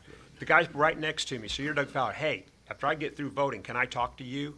I got something to tell you. Yeah, sure. We pulled me over to the side and he gave me his short-term rental story. I mean, more and more people come up to me and recognize me and talk to me about this every day. It's amazing. More and more people are being brought into the loop, okay? I think a lot of people that are being affected by the short-term rentals, I say affected, but they have to live by one. they don't know who to talk to. They don't know who to bring their concerns to. Now, there are some people that do, and we've heard from them, right? But they just don't. But now they're beginning to wake up and know that there's an avenue for them, and they're really happy about it. I just like to say one thing. What's the moniker for Bella Vista? A place to call home? You know, the average occupancy of a home per the latest census in Bella Vista is 2.5 people. So now what? We're saying it's okay to put 10, 12, 14, 16 people into a single-family residential home? I'm sorry. I'll just speak up. That is absurd to me, okay? And I would like to say this as well. I actually wrote this. I was going to say first, I believe there's a group of people out there who are being overlooked. Those being the STR owners that get it. STR owners who operate in a reasonable manner and manage their properties to reasonable occupancy for both the peace and tranquility of the neighborhood and regarding the environmental concerns that overloading its septic system could cause, both short and long term. And there are those short-term rental owners out there. I've talked to them, okay? They really are not comfortable with what's going on right now. They don't like another group of short-term rental owners giving them a black eye. And I just wish everybody could be reasonable. Does it make any sense whatsoever to have those occupancy numbers? How many families, single families do we know that has 10 or 12 or 14 or 16 people? I don't know. Maybe there's one or two out there. I don't know, maybe, that has 10, 8, I could see. Mayor, But can we past vote on that- this one? Yeah, I mean, we've heard, you know, we've heard this all before, and I bet you if we play through old tapes, we get it. We know where you're at. Okay, We really okay, do. guys. But, you know, do we have to hear it again? I mean, just all due respect. Hey, You haven't said anything new tonight that we haven't heard for. okay, fine, well, let's vote on it then. That's There you go. fine. Everybody finished? Call for the Go. question. Vote. All right. This is on the way the amendment is written. Councilmember Burke, Yes. Fowler, No. Wilms, No. Wozniak, Yes? Flynn, No. Snow. Yes. Mayor, you may vote in favor if you choose. No, You don't want to vote? I don't want to vote. No, it That'll dies. fail 3-3. Okay, so of the 4 offered by Mr. Wozniak, we have one that passed, and that is amendment number 3. And one to possibly change next year. Fair enough, but tonight we had one that passed. Yep, yep. Okay, as I mentioned to you, I'm going to accept the amendments as presented. So the next one is Mr. Flynn. Okay, this is an amendment that has to do with the situation where someone wants to build a home and have an STR. And it was pointed out to me by some residents, and a number of people have mentioned to me they're thinking about doing this, but this one resident in particular pointed this out to me. So if you get anywhere in the vicinity of the limit, once you set a limit, well, then you can't reasonably say, hey, I'm going to build something and then rent it out later, because you're afraid by the time you get done building, we'll be at the 600 or whatever the limit is, and you'll be out of luck. So you can't take that big financial risk. So the point of this amendment is just, if you're a resident of Bella Vista and you're building or planning to build, once you have the building permit, you could go ahead and apply and be one of the 600. And that's true at the beginning, and it's also true later on. Say a year from now, there's 580 or something, and you want to build. It's true then also. That's what we're attempting to do with this draft. Okay, so you're making a motion as presented to amend section 4? Yes. Okay, is there a second? Second. Okay, Steve is first. Mr. Burke? Okay, further discussion? Anybody? If I understand correctly, the motion would be to approve or to give an STR permit to a house while it's under construction? Before it's under construction. Yeah. Once the permit is issued, it says, Okay. then they can apply for the STR. Okay, anyone else? Now, I guess one question I have, John, is respectfully, I've submitted a revision to this to make it under construction before they would be eligible to apply for the permit itself. And I don't know if that's a good proposal or not, but it was handed out tonight. My question to you is, as this goes along, it says properties owned by a citizen of Bella Vista. It doesn't say, so that would be the continuing standard. So if I live out of town and own a property here, I can't qualify for this exception, right? Is that what this says? That's correct, yeah. So, And I can speak to when Mr. Flynn came to me to write this amendment, and the discussion was that someone would be building it, actually. But my comment to Mr. Flynn is that's really not going to work, because if you get a building permit, we don't have a mechanism to know when you have started building, because our inspectors may not be called out to do a first inspection. Right. We know they can build, but when they came to apply, then we'd have to do a verification that construction was underway, which would be a whole different thing. Scenario, I mean, and then yeah. what does that mean? If they took some dirt and moved it around with a shovel, maybe, so it just really wasn't going to be something that could work, I think, practically. I understand the thought, but practically it just wasn't going to work. And so we left it with just the issuance of the building permit. Is there a? but it still would have the propriety that they would have to be a citizen of Bella Vista in order to qualify in the first place. That's what Yeah, that's yeah. what the Okay. amendment would call for. Yes, sir. How long is that building permit good for? 180, Doug? It's Oh, 180 days? I think it's a year, isn't it? 6 months. 6 months. Okay, so then after 6 months, then that permit would no longer be valid once that permit is, if you have 180 days and you haven't done anything with that permit and move forward, then that STR permit would, We didn't address that part. I mean, the permit's good for a year.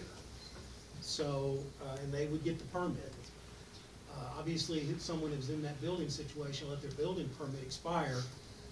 And as it's written in this amendment, they would still have the permit for another 6 months. It would count against the 600 and would free up after the year it expired. That's what would practically happen. Yeah, that's not a likely scenario. Very slim to none chance of that. okay. I have a question for Director Doug Tapp. If you run out of time and your 180 days has expired, you haven't started construction, can you get a renewal or a time extension? Typically, you would have to get a new permit. If you let some- if you You'd file for a renewal or a new permit? You'd file for a new permit, so you'd have to pay the fees?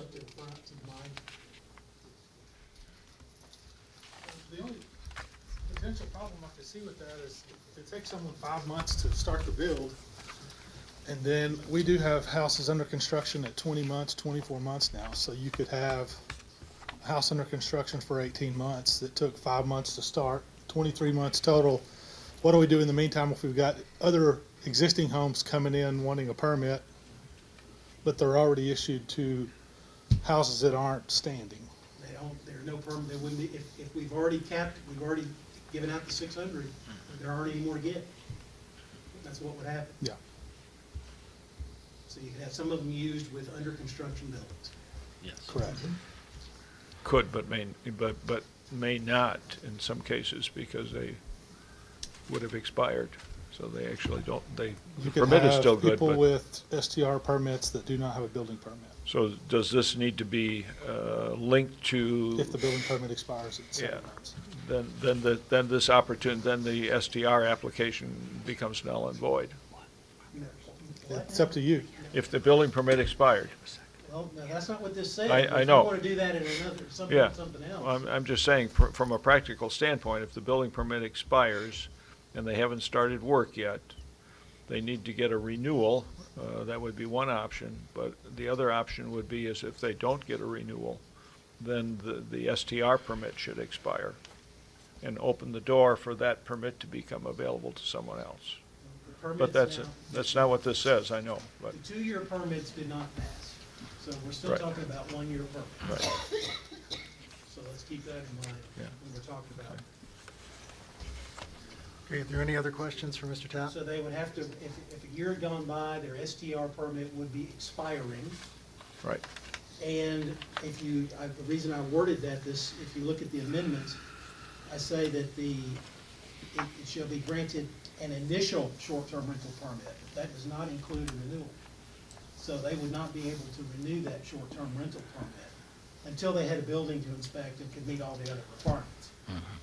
So given that, let's say they come in, get their building permit, make application for the STR, and it takes them 6 months to get started, and it takes them 18 months to finish, their permit's gonna expire before they're ready to go, and so they would lose their permit then. Potentially. Yeah. Unless they Sounds like a remove it. tortured hypothetical situation that's Yeah. not likely to come about, and somebody could, if they found themselves in this very tortured hypothetical situation, they could in fact renew the short-term rental permit. Well, but they would have to meet all of the requirements of the ordinance. Right. So then you're talking about a safety an inspection, and there would be no building to inspect. You know, it's not entirely clear they would be able to meet the requirements for a permit if the building was not finished. Okay, I don't think it's a deal breaker, Larry. It's encumbers some issues, is all I can say, yeah. And based on what the discussion has been here, my proposal to amend it is withdrawn. Okay, thank you. Is there anyone else who wishes to speak? Okay, let's go to the vote, please. All right, this is voting on the amendment as written, presented. Councilmember Snow, I'm going to abstain. all right. Flynn, Yes. Wozniak, Yes? Wilms, Yes. Fowler, Yes. Burke, Yes. carried, 5 to 1 abstention. Okay, now we move into 3 additional ones offered by Mr. Wilms. I'll ask you, sir, to start off with Amendment 1, if you would, please. The First Amendment is to expand a little bit on the application form. Go back to where that is. And it's Section 3, subsection A, and what it does is that it adds for those entities that are LLCs, partnerships, or some other business entity with a name rather than a person's name, that they make the application with the business name and the key spokesperson for that entity. In other words, a partnership has a spokesperson, an LLC has a managing partner, et cetera. So that would be included on the application. Separate from the application would be a list of the business entity and the names and addresses of all the participating owners. That's for the city's knowledge, not necessarily for the public.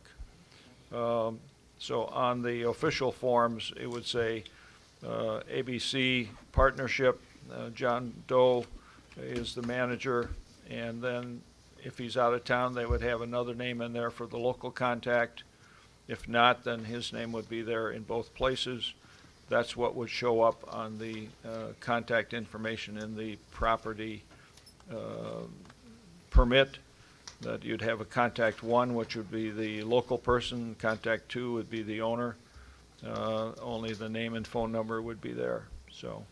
Okay, I have a That's the motion on the proposal. floor. Do I have a second? No second? Okay. Thanks for lack of a second. Okay. Will you move to amendment number 2, Mr. Wilms? Number 2 is, reverses what we approved already tonight as amendment from Mr. Wozniak on the properties and the septic systems. This one here focuses on the 3-year pumping prior to initial or renewal application, and it eliminates the inspection viewing that as an activity that would be dealt with in a bigger picture septic system ordinance to address not only short-term rentals, long-term rentals, existing properties, additions to existing properties, and so on. So it'd be looking at the entire spectrum of septics. And so that's why I left it off on my amendment.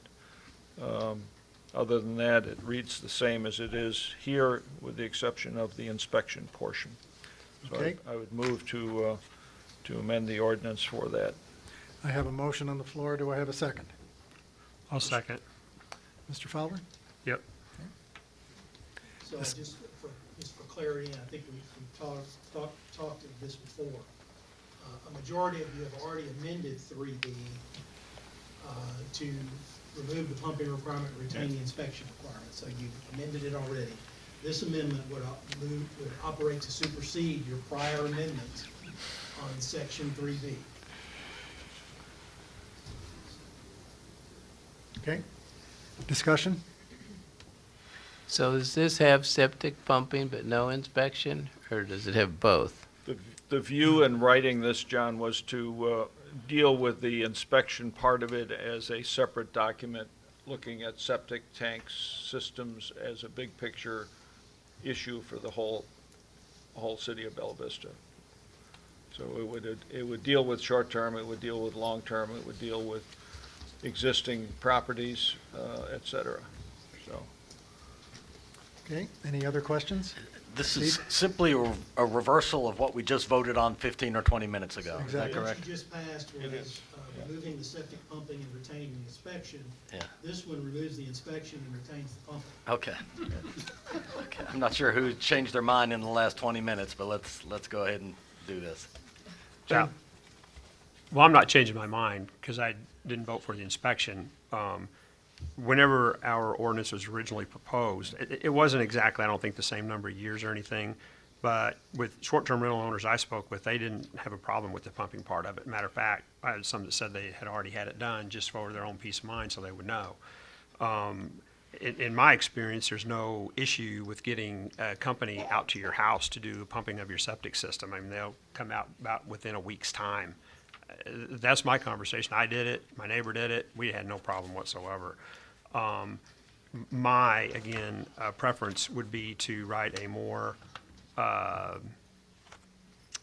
holistic's not the right word, but a comprehensive septic ordinance for the city of Bella Vista and include the inspections in that. But I would like to move forward with the pumping of these short-term rentals, and that's going to reveal a lot to us right there. I mean, somebody shows up to pump, and the guys, they weren't doing any inspection, but these are really experienced guys that do that type of work, and they could kind of tell you just through a little walk around if they think you've got an issue or not. So, yeah, I would be in favor of this. Mr. Wozniak? I would like what we passed initially to stand, and then take this, and the very first thing we do next year is start the septic ordinance for the entire city to include the short-termers and everybody else. You know, leave what we already passed 20 minutes ago, take Larry's thing about the comprehensive, and make an ordinance citywide, first thing we do next year. Okay, anybody else? My last comment was that this came about because there are different views as to the prevalence of steel septic tanks, holding tanks in Bella Vista. When construction began in the mid-'60s in Bella Vista, I think steel tanks were an accepted means of construction for septic systems. I know personally mine has been replaced, my neighbor's has been replaced. Our houses were back in the 80s when they were built, even after 77, but they had a steel tank in there. So there are a lot of them around. The question is, there's speculation by some that most of them are done and cleaned out and replaced. There are other opinions in the city that say there's still a lot of steel tanks around. Probably those are the ones that haven't been pumped ever. or certainly not in the last 15 years. So that's one of the driving forces that encouraged me to continue and propose this resolution or this amendment to bring about the fact that if you can't pump your tank, then it probably is one that needs to be replaced because it's probably leaking and probably polluting the groundwater under the tank, even though the liquid may not be surfacing, and that's possible because the tank is quite deep. Okay, anybody else? Okay, let's go for a vote, please. All right. Councilmember Burke, No. Fowler, Yes. Wilms, Yes. Wozniak, No. Flynn, No. Snow, No. fails, 4-2. Okay, and Mr. Wilms, you have a third amendment revising occupancy. Yes.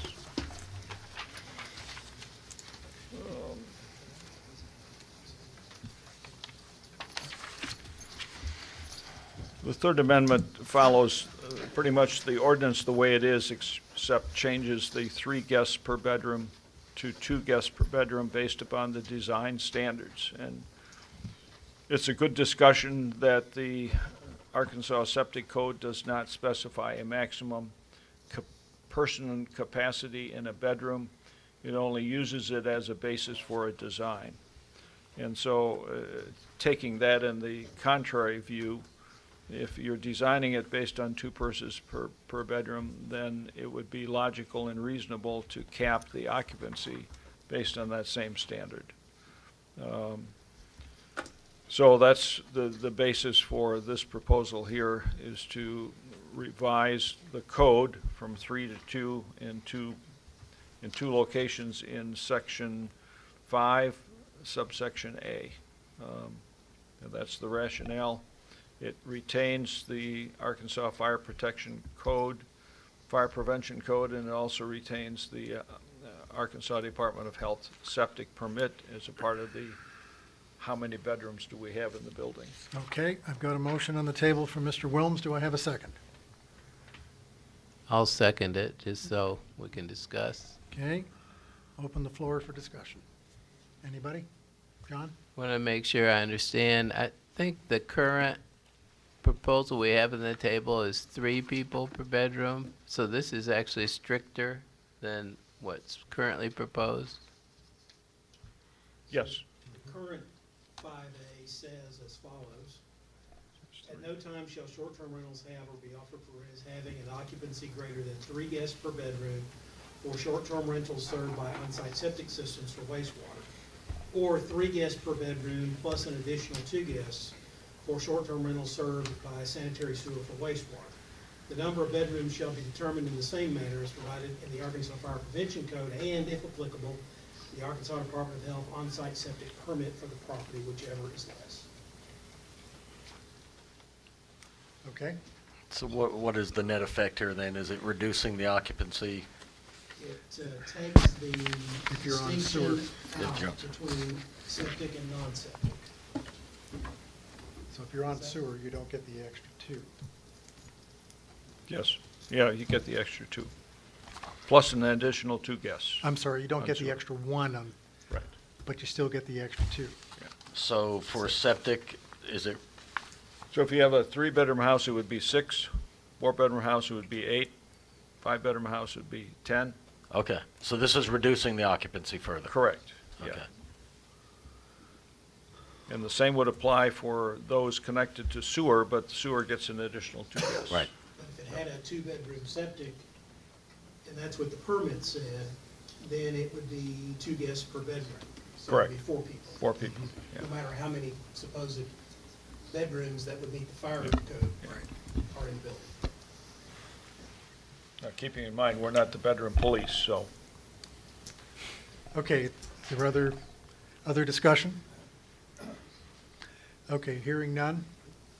Let's go for a vote, please. All right. Councilmember Wozniak, No. Wilms, Yes. Fowler, No.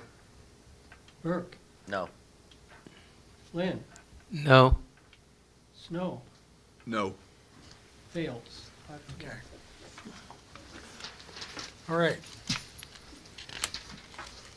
That's the end of the 9 amendments, of which one was, two were approved. Okay, one by Mr. Flynn and one by Mr. Wozniak. Further debate on the second reading of the proposed ordinances in order, or other amendments, is there in writing? Okay. So second reading as amended? You don't have to read, I mean, you've already read it the second Right. time. We just proceed to regular debate on the second reading. Okay. Well, John? I like to say I appreciate the committee and that time and effort they put in. On the 3 people per bedroom, I probably could buy that if we had a max of 10 or 12, something like that. I'm looking for that. You know, Steve Burke's proposal, it's been around for a while, had a max of 12, just completely ignored the bedroom issue. And the 3 people per bedroom was just a tiny stretch for me, and I felt kind of bad, to be honest, when it failed 3 to 3. But I'd like to see some kind of max. I always thought Steve's idea of having some kind of max was a good idea. That's just my thoughts. Okay, anybody else? I would move to, what? Supposed to be a cap of 12, so maybe we can. Okay, let's stick with this. Okay, Larry? I guess, granted, there are probably some changes that we'll want to do with this. I would like to make a motion to move to third and final for a discussion tonight. And the rationale really is this. I think we're going to be back visiting this with some amendments to the ordinance, Okay. regardless of what we do. But the rationale for moving it ahead, it moves and allows the Department of Community Services to start with their setting up the program on their side of things, and that's going to be 60 days out from the Okay, effective I have a date, motion to so. suspend the rules and move to third and final. Is there a Second. Second, Mr. Fowler. Discussion? Mayor, Yes, sir. you know, in the absence of some specific urgent reason why we would need to suspend the rules and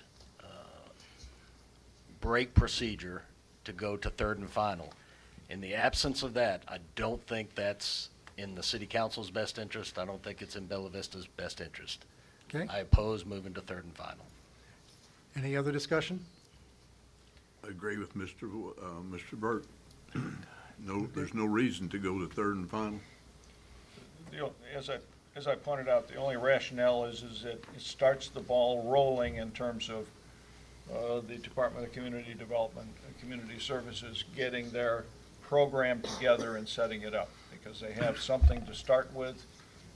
Granted, there'll be refinements even as we go, probably a year from now, because we will learn some new things about how the program is working. So Okay. I suspect we'll be back visiting this again. But they're not going to do anything before the first of the year anyway. No, but it starts the wheel going in terms of them doing things. Well- And so it's 60 days out from the effective date before it takes effect. We can make amendments to this all day long to change it within those 60 days, as we see fit. And there's obviously discussion that I think some of the members of the council feels we should make adjustments to. So, Mr. Snow, anything else? so again, so why the rush then? Why the rush to pass it tonight? Okay, anybody else? Well, in my opinion, this is hardly a rush. In going back through from the beginning, when I very first, listened to residents and feedback and started formulating, my own thoughts, doing my own research. I mean, I think I started something like June of 2020. The first ordinance that I began writing, I saw my copy today, was December the 9th of 2021. And the first ordinance was actually proposed in June of 2022. This is December. And, you know, we had, what was it, public comment? Not public comment, we had a public session, was it March or April? So this is hardly, feels like we're doing something like that's a sense of urgency. What I'm saying is, this has been a long time coming. We're only talking like one more month. And we will have a new city council seated at that time. I don't really think anything's going to change. To your point, it's time to start getting, you know, everything organized, get the ducks in a row, give Doug's department time to evaluate the resources they're going to need, you know, and start, you know, calculating what they're going to be needing to do real time. So my opinion is time to go ahead and move forward. Okay, anyone else? Mayor Christie, just for the argument that it gives city staff more time, I don't understand that argument. It gives them less time. It gives them more time if we stay on procedure and do the third and final vote next month. Okay, anyone else? All right, let's take the vote, please. Okay, this is to suspend the rules and move to third and final. Councilmember Snow, No. Flynn, Yes. Wozniak, Yes. Wilms, Yes. Fowler, Yes. Burke. No. Carries 4-2. Okay. Third and final, regulating short-term rentals to provide for the requirement of a permit to operate a short-term rental, to provide a process for revocation of a short-term rental permit, to provide safety and on-site septic inspection requirements for short-term rentals, to provide occupancy limits for short-term rentals, providing penalties for violations, and for other purposes as amended. Move to approve. Second. Discussion? Mayor Christie, much respect to all the work that's gone into this. I don't think it's ready yet. I don't understand the rush. I'm not prepared to support it tonight. Okay, thank you. Anybody else? All right, let's take the vote, please. Okay, this is the motion to adopt. Councilmember Snow, No. Burke, No. Fowler, Yes. Wilms, Yes. Wozniak, Yes. Flynn. Yes. Carries 4-2. Okay.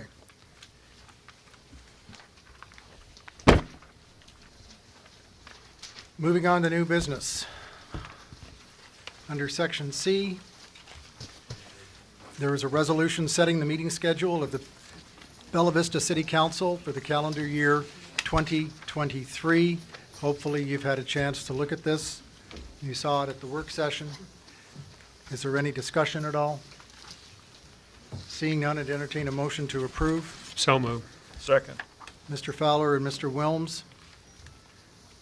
Mr. Jertson? Yeah, 1 second. All right. Councilmember Burke, Yes.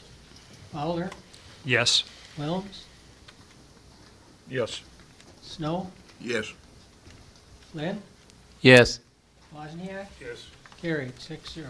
Thank you. The next resolution is authorizing budgetary funding transfers between departments in the 2022 annual city budget. Again, that's number D in your package. And as I mentioned at the work session, this is something that we do every year. Is there any discussion at all? Seeing none, I'd entertain a motion to approve. So moved. Second. Mr. Fowler and Mr. Wilms. Mr. Jertson? All right. Councilmember Wozniak, Yes. Wilms, Yes. Fowler, Yes. Burke, Yes. Snow, Yes. Flynn. Yes. Carried 6-0. Thank you. Number E is a resolution revising and approving new service charges for the ambulance services provided through the fire department. That too is in your package. Chief is here tonight.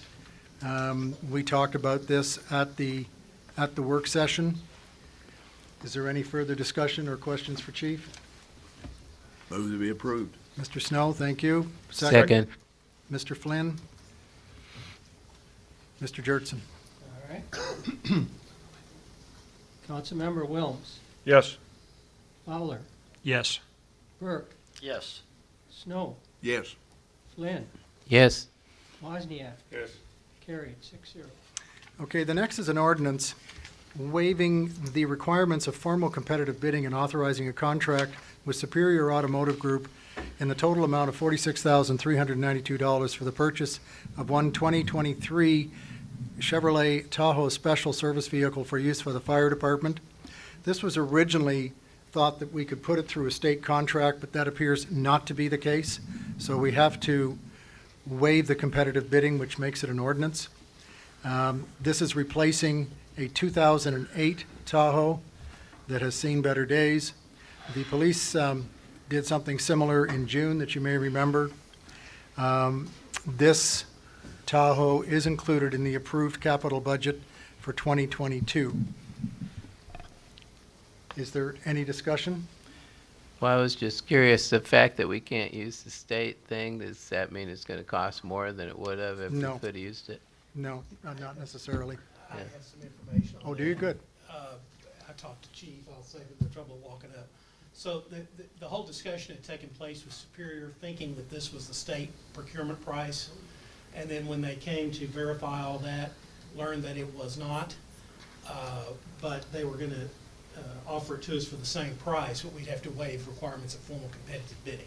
But we've discussed this before, and if you recall, you did this for some police department Tahoes. Yep. Same dealership, slightly different make. The Tahoes are made a little bit different, but they're special Tahoes. And so we had to waive competitive bidding on that as well, because they did not submit state procurement bids because of the volatility in the market in general and in new cars in particular. Yeah. So the price hasn't It's the changed. same as what you thought it was gonna cost when we talked about it last month. Anybody else? Move that be approved. No, we have to do You have to suspend the rules and move to third and final. Jerry, is that okay? Yes, move that we suspend the rules and move it to the third and final. Great, thank you. I have a second. Second. Mr. Flynn? Mr. Jertson, when you're ready? All right. Councilmember Burke, Yes. Fowler, Yes. Wilms, Yes. Wozniak, Yes. Flynn, Yes. Snow, Yes. carried. 6-0. Okay, Move to approve. now I have to do third and final. Waiving the requirements of formal competitive bidding and authorizing a contract with Superior Automotive Group in the total amount of $46,392 for the purchase of one 2023 Chevrolet Tahoe Special Service Vehicle for use by the fire department. If there's, Move to approve. Mr. Wilms, second. Second. Mr. Flynn? All right. Councilmember Snow, Yes. Flynn, Yes. Wozniak, Yes. Wilms, Yes. Burke, Yes. Fowler, Yes. carried. 6-0. Thank you. The next resolution is adopting a city budget for the city of Bella Vista for the calendar year 2030, appropriating money for each item of expenditure and for other purposes. Or, sorry, 2023. Earlier today, we actually determined that there was an error, and so the budget has changed by $57,400 up. It was in benefits and operations primarily in the library. So we have to pass a motion to amend the agenda to bring in, no, sorry? We have to, the agenda doesn't need to be changed. What you need to do is move to amend the proposed resolution to replace the existing insert for the budget with this one. Okay, That's all you need to do. so you're not approving the budget, you're simply improving the replacement. You want this one under consideration. Yeah, it's an amendment. So Right. It's an amendment. Yeah. That's right. Yeah. And you'll have a final debate. I move to have an amendment on the budget and replace it with the newest version. Okay, Second. okay, I've got Mr. Fowler. Any discussion? Would you mind, Mayor, just, it's $57,000 of difference, but what was the necessity of changing the budget? Did we leave something out? Yes, we left $44,000 worth of benefits out that should have been in. Okay. And there was $13,400 in operations that should have been in as well. Okay. Just oversights? Oversights. That we caught before we got. That's right. Okay, thank We're you. continually, all the time, we're checking. Sure. Making sure. Okay, good question. Okay. If there's nothing else, we'll go. Okay, for a vote on this amendment, Councilmember Snow, Yes. Flynn, Yes. Wozniak, Yes. Wilms, Yes. Fowler, Yes. Burke, Yes. carried. Okay, so now you have replaced the budget presentation in front of you. With the exception of the 57,000, nothing has changed. The head count has not changed. If there's no discussion, I'd like to make a motion to approve. Second. Mr. Fowler and Mr. Wilms to approve the budget for 2023. Mr. Jertson? Councilmember Fowler, Yes. Burke, Yes. Wilms, Yes. Wozniak, Yes. Snow, Yes. Flynn, Yes. carried. 6-0. Okay, the next resolution is adopting and approving the designation of the Razorback Greenway as a national recreation trail within the city of Bella Vista. The correct attachment is now in your packet. Emily is driving this for us. Is there any discussion at all? Seeing none, I'd like to make a motion to approve. Mr. Fowler, Second. Mr. Wilms, Mr. Jertson.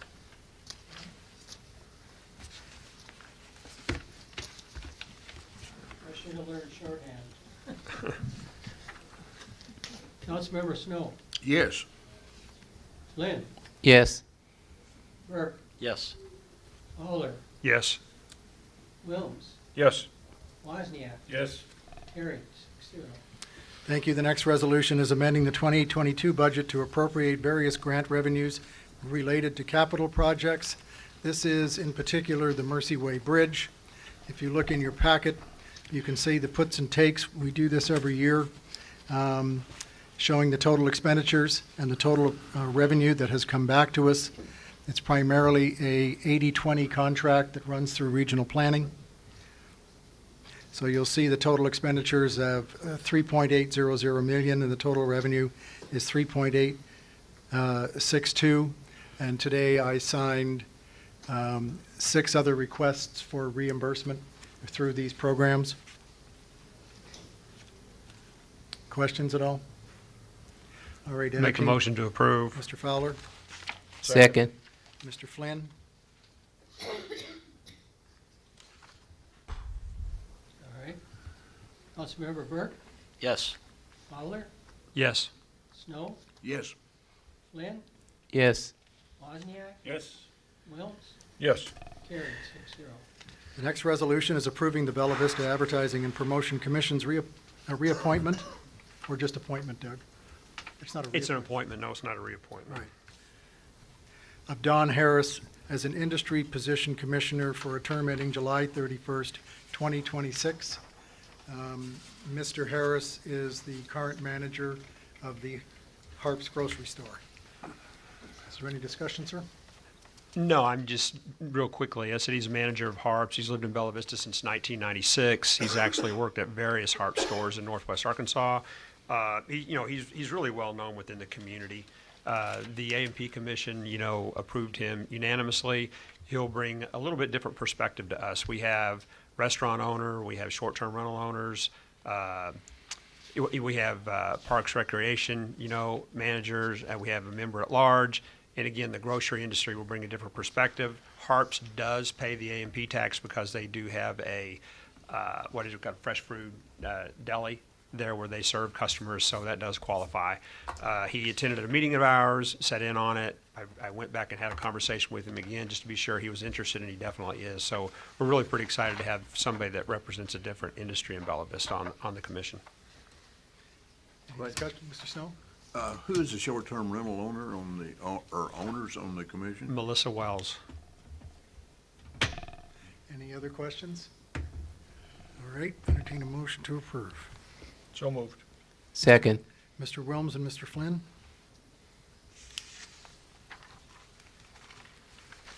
All right. Councilmember Snow, Yes. Flynn, Yes. Wozniak, Yes. Wilms, Yes. Fowler, Yes. Burke, Yes. carried. 6-0. The final is an ordinance amending section 107-159 applicability of the Code of Ordinances of the City of Bella Vista to remove the requirement that improvements, renovations, or changes to existing buildings or developments that do not increase gross floor area be required to present development plans. This has come from staff. I believe it also originated with the Planning Commission. Craig? Yeah. We talked about this at the work session, and Taylor is here as well as Doug if you have any further questions.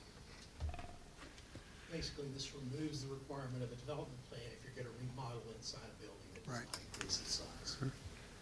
I'd like to make a motion to suspend the rules, move to third and final. Thank you. Second.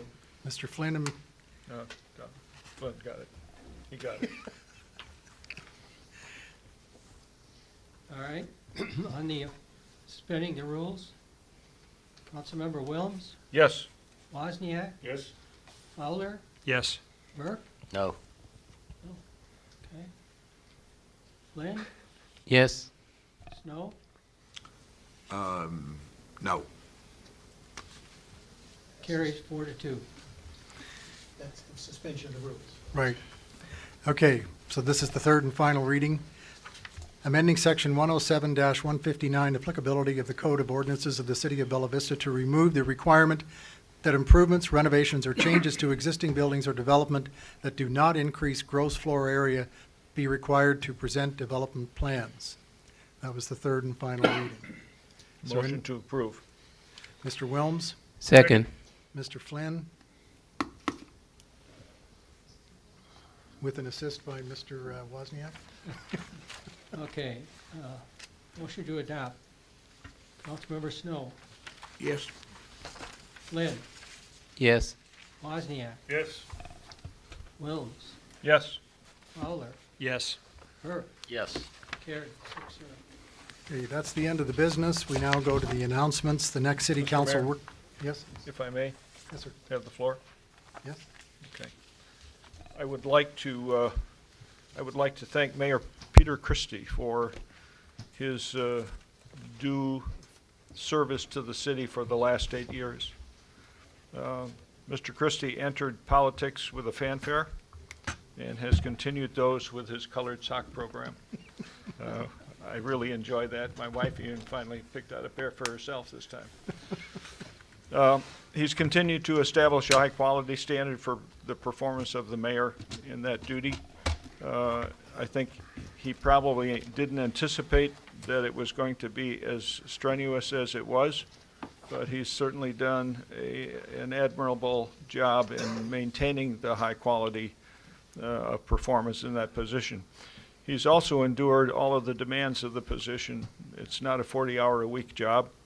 There's many weeks it's much longer than that, weather conditions directing and driving. There are meetings out of town that he goes to, many of them in Little Rock, as a representative of Bella Vista and serving the greater good for communities and cities across the state. He's been representing the city on various committees and commissions locally in Benton County, as well as at the Municipal League, and has done a great job in those. I want to thank him for the 8 years of service and his distinguished service to the city of Bella Vista.